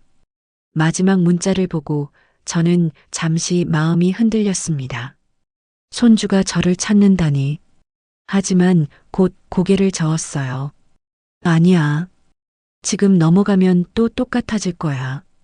일주일쯤 지났을 때 미영이가 조심스럽게 말했습니다. 엄마, 오빠가 나한테 연락했어. 엄마 연락처 알려달라고. 알려주지 마. 응, 안 알려줬어. 근데 엄마, 오빠가 진짜 많이 반성하는 것 같더라. 울면서 전화했어. 그래. 저는 담담하게 대답했습니다. 마음이 안 움직이는 건 아니었어요. 하지만 참아야 했습니다. 엄마가 집을 팔아버리고 나서 오빠네가 진짜 힘들어졌대. 급하게 전세 구하느라 목돈도 많이 들어갔고 며느리는 그 일로 오빠를 계속 원망한대. 그럴 줄 알았지. 며느리가 그러래. 시어머니한테 잘하지 그랬냐. 당신 때문에 이렇게 됐다면서 매일 싸운대. 자업자득이네. 저는 냉정하게 말했지만 마음 한편은 씁쓸했습니다. 그래도 제 아들인데 힘들다는 소식을 들으니 마음이 편치만은 않았어요. 한 달이 지났습니다. 저는 완전히 새로운 사람이 된 것 같았어요. 아침에 일어나면 기분이 좋았고 하루하루가 즐거웠습니다. 아들 생각도 점점 덜하게 됐어요. 딸네 집에도 자주 갔습니다. 손녀 지우와 함께 영화도 보고 맛있는 것도 먹고 쇼핑도 했어요. 지우는 저를 정말 좋아했습니다. 할머니, 다음 주에 우리 뭐 할까요? 지우가 하고 싶은 거 하자. 뭐 하고 싶은데? 놀이공원 가고 싶어요. 그래, 가자. 할머니랑 재미있게 놀자. 이상했습니다. 아들네에서는 손주 보는 것도 눈치 봐야 했는데 딸네에서는 손녀와 자유롭게 시간을 보낼 수 있었어요. 딸은 저를 환영했고 저를 편하게 대했습니다. 이게 정상이구나. 아들네가 비정상이었던 거야. 저는 그제야 깨달았습니다. 2달쯤 지났을 때 아들이 제 주소를 알아낸 모양이었습니다. 미영이가 전화했어요. 엄마, 오빠가 엄마 주소를 알아냈대. 곧 찾아올 것 같아. 그래, 오면 오는 거지 뭐. 엄마, 괜찮겠어? 괜찮아. 이제 나한테 뭐라고 하든 상관없어. 며칠 후 정말로 아들이 왔습니다. 오후 2시쯤 초인종이 울렸어요. 문을 열었더니 아들이 서 있었습니다. 3달 만에 보는 아들. 많이 변해 있었어요. 수척해졌고 눈 밑에 다크서클이 있었으며 얼굴색도 안 좋았습니다. 엄마, 들어와. 저는 담담하게 말했습니다. 아들이 집 안으로 들어왔어요. 거실을 둘러보더니 말했습니다. 집, 좋네요. 조용하고, 그래, 나는 마음에 들어. 우리는 소파에 앉았습니다. 어색한 침묵이 흘렀죠. 아들이 먼저 입을 열었습니다. 엄마, 미안해요. 뭐가? 모든 게요. 엄마한테 정말 못되게 굴었어요. 아들의 목소리가 떨렸습니다. 엄마를 오지 말라고 하고, 지겹다고 하고, 집착한다고 하고, 돌이켜 생각해 보니 제가 정말 나쁜 놈이었어요. 이제 알았니?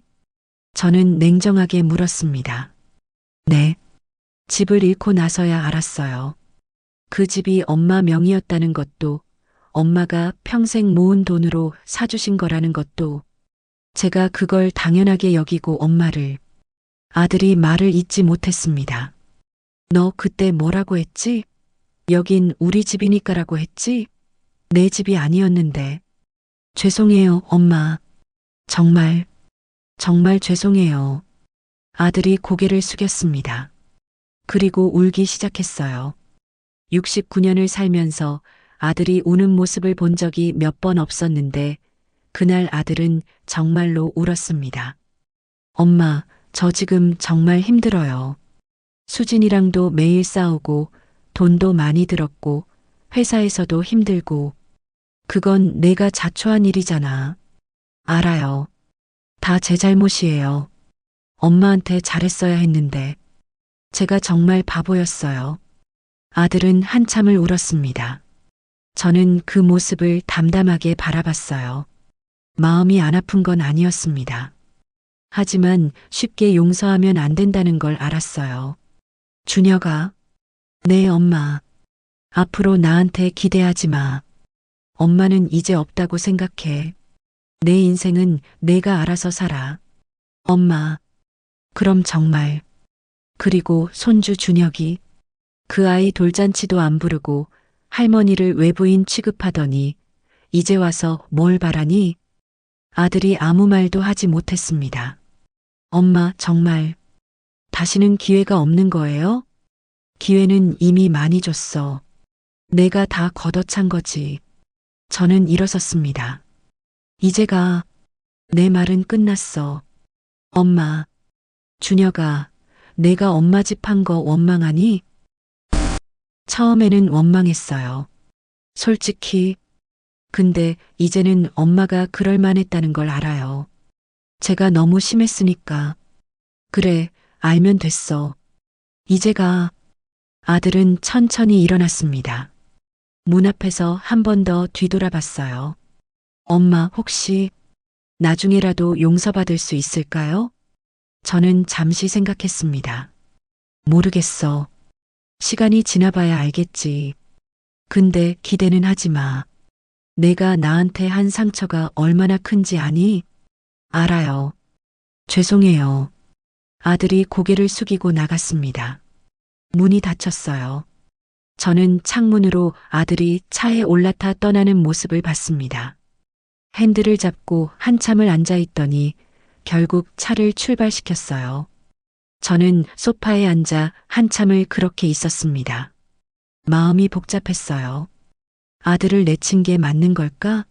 하지만 곧 고개를 저었습니다. 아니야.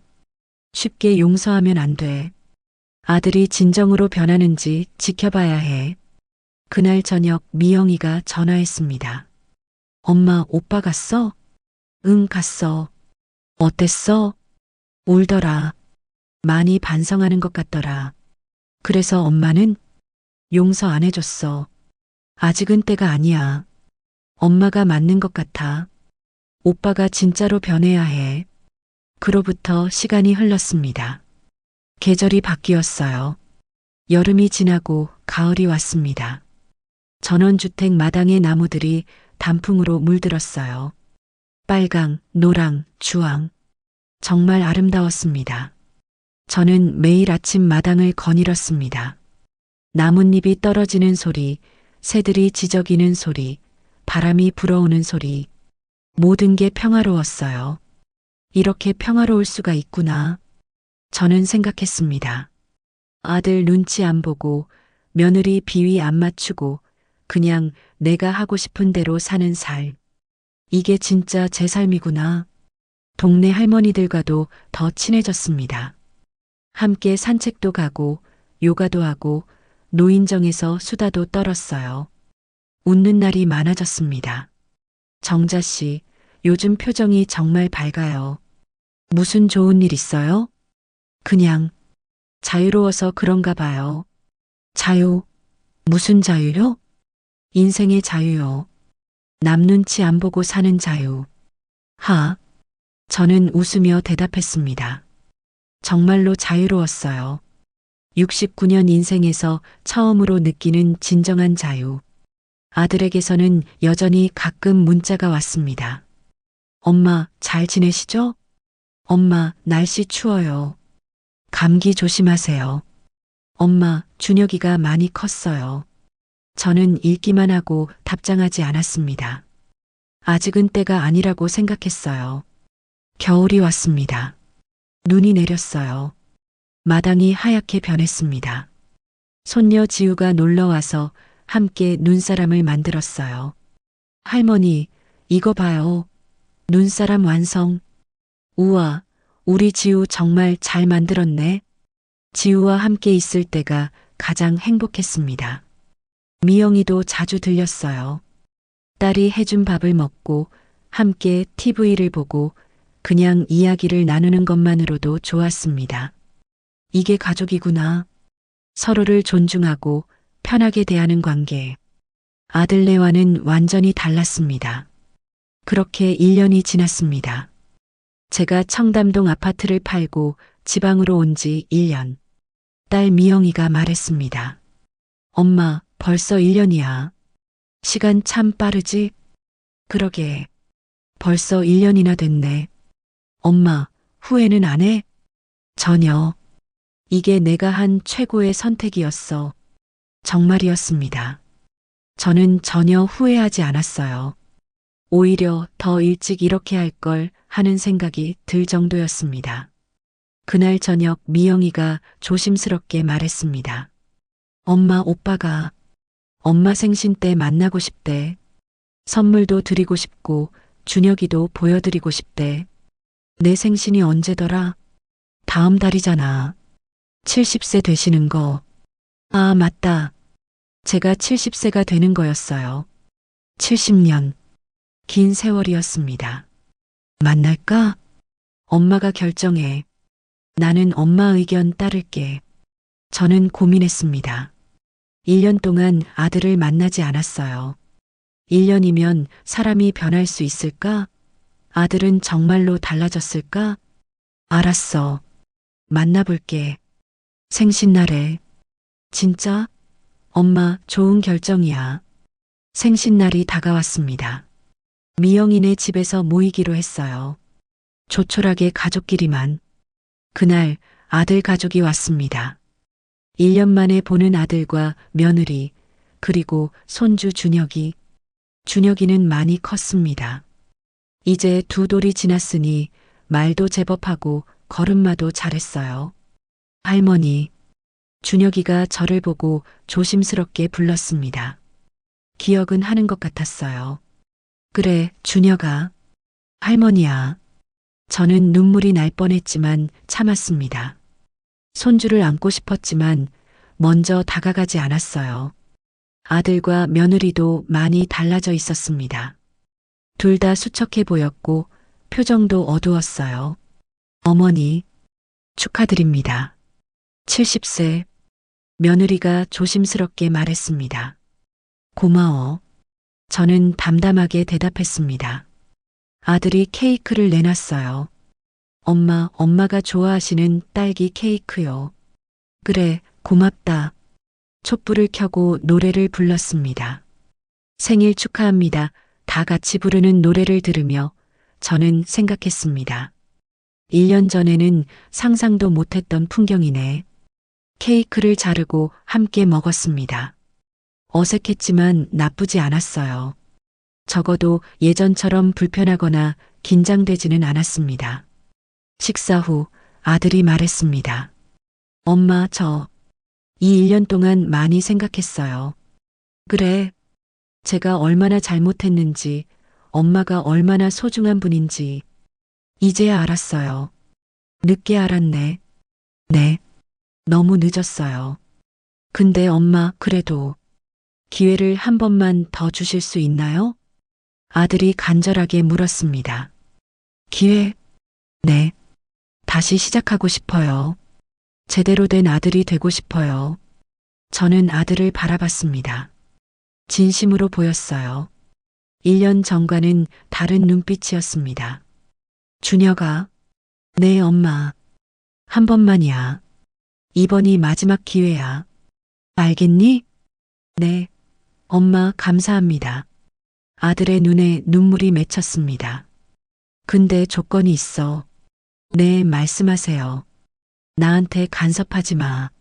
내가 어떻게 살든 존중해줘. 그리고 너희 집 일에 나도 간섭 안 할 테니까 너희도 내 인생에 간섭하지 마. 알겠습니다, 엄마. 그리고 손주 준혁이 보고 싶을 때 보게 해줘. 할머니 자격으로. 당연하죠, 엄마. 준혁이도 할머니 많이 보고 싶어 했어요. 며느리도 말했습니다. 어머니, 정말 죄송했어요. 제가 너무 이기적이었어요. 수진아, 엄마도 미안했어. 너무 간섭했던 것 같아. 아니에요, 어머니. 어머니는 잘해주신 건데 제가 그걸 몰랐어요. 그날 우리는 오랜만에 편하게 이야기를 나눴습니다. 예전처럼 어색하거나 긴장되지 않았어요. 서로를 존중하는 대화였습니다. 손주 준혁이를 안아봤습니다. 따뜻하고 포근했어요. 할머니, 좋아. 준혁이가 말했습니다. 저는 그만 눈물이 나고 말았어요. 할머니도 준혁이 좋아. 저는 손주를 꼭 안았습니다. 이 순간을 위해 1년을 기다렸던 거였어요. 아들 가족이 돌아간 후 미영이가 말했습니다. 엄마, 잘 결정한 것 같아. 오빠가 정말 많이 달라진 것 같아. 그래, 나도 그렇게 느꼈어. 근데 지켜봐야 해. 진짜로 변했는지. 엄마도 참 강하셔. 1년 동안 아들 안 만나고 버티시다니. 강한 게 아니라 내 존엄을 지킨 거야. 저는 창밖을 바라봤습니다. 별이 쏟아지는 밤하늘. 평화로운 지방의 밤. 잘했어, 김정자. 내가 옳았어.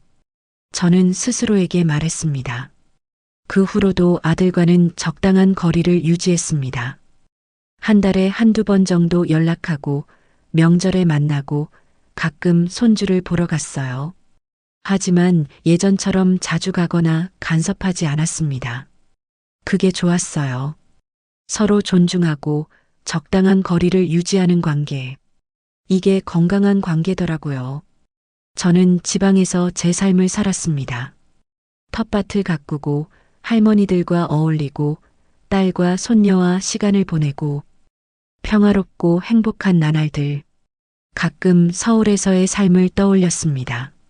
아들 눈치 보며 살았던 날들, 며느리 비위 맞추려 애썼던 시간들. 이제는 추억이 됐어요. 아프지만 배운 게 많은 추억. 내 인생은 뭐였을까? 예전에 했던 질문. 이제는 답을 알 것 같았습니다. 내 인생은 내 거였어. 아들 것도 며느리 것도 아니었어.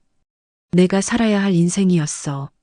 그리고 저는 지금 드디어 제 인생을 살고 있었습니다. 69세에 시작한 새로운 인생. 늦지 않았어요. 전혀 늦지 않았습니다. 저는 마당에 앉아 하늘을 바라봤습니다. 구름이 흘러가고 새가 날아가고 바람이 불어왔어요. 자유로웠습니다. 진정으로 자유로웠습니다. 여러분, 이 이야기를 어떻게 보셨나요? 69세 어머니가 내린 결단. 평생 모은 돈으로 사준 집을 팔아버리고 아들에게 등을 돌린 선택. 너무 가혹했을까요? 아니면 당연한 선택이었을까요? 저는 솔직히 이 어머니의 마음이 이해됩니다. 손주 얼굴 한번 보는 게 그렇게 큰 죄였을까요? 오지 마세요. 지겹다. 집착하지 마세요. 이런 말을 들으면서도 참아야 했을까요? 어떤 분들은 말씀하실 겁니다. 그래도 자식인데 너무 심한 거 아니야? 하지만 어머니도 존중받을 권리가 있습니다. 69년을 살아온 한 사람으로서 당당히 대우받을 자격이 있어요. 제가 이 이야기를 통해 여러분께 묻고 싶은 건 이겁니다. 첫째, 만약 여러분이 이 어머니였다면 정말로 집을 팔아버릴 용기가 있으셨을까요? 아니면 참고 또 참으며 아들 곁에 머물렸을까요? 둘째, 만약 여러분이 아들이었다면 어머니가 집을 팔기 전에 알아챌 수 있었을까요? 어머니의 상처를 진작에 이해할 수 있었을까요? 셋째, 이 어머니의 선택은 정당방위였을까요? 아니면 과한 복수였을까요? 댓글로 여러분의 생각을 들려주세요. 공감하시나요? 아니면 다르게 생각하시나요? 여러분이라면 어떤 선택을 하셨을까요? 그리고 혹시 비슷한 경험이 있으시다면 용기 내어 이야기해 주세요. 여러분의 이야기가 누군가에게는 큰 위로가 될 수 있습니다.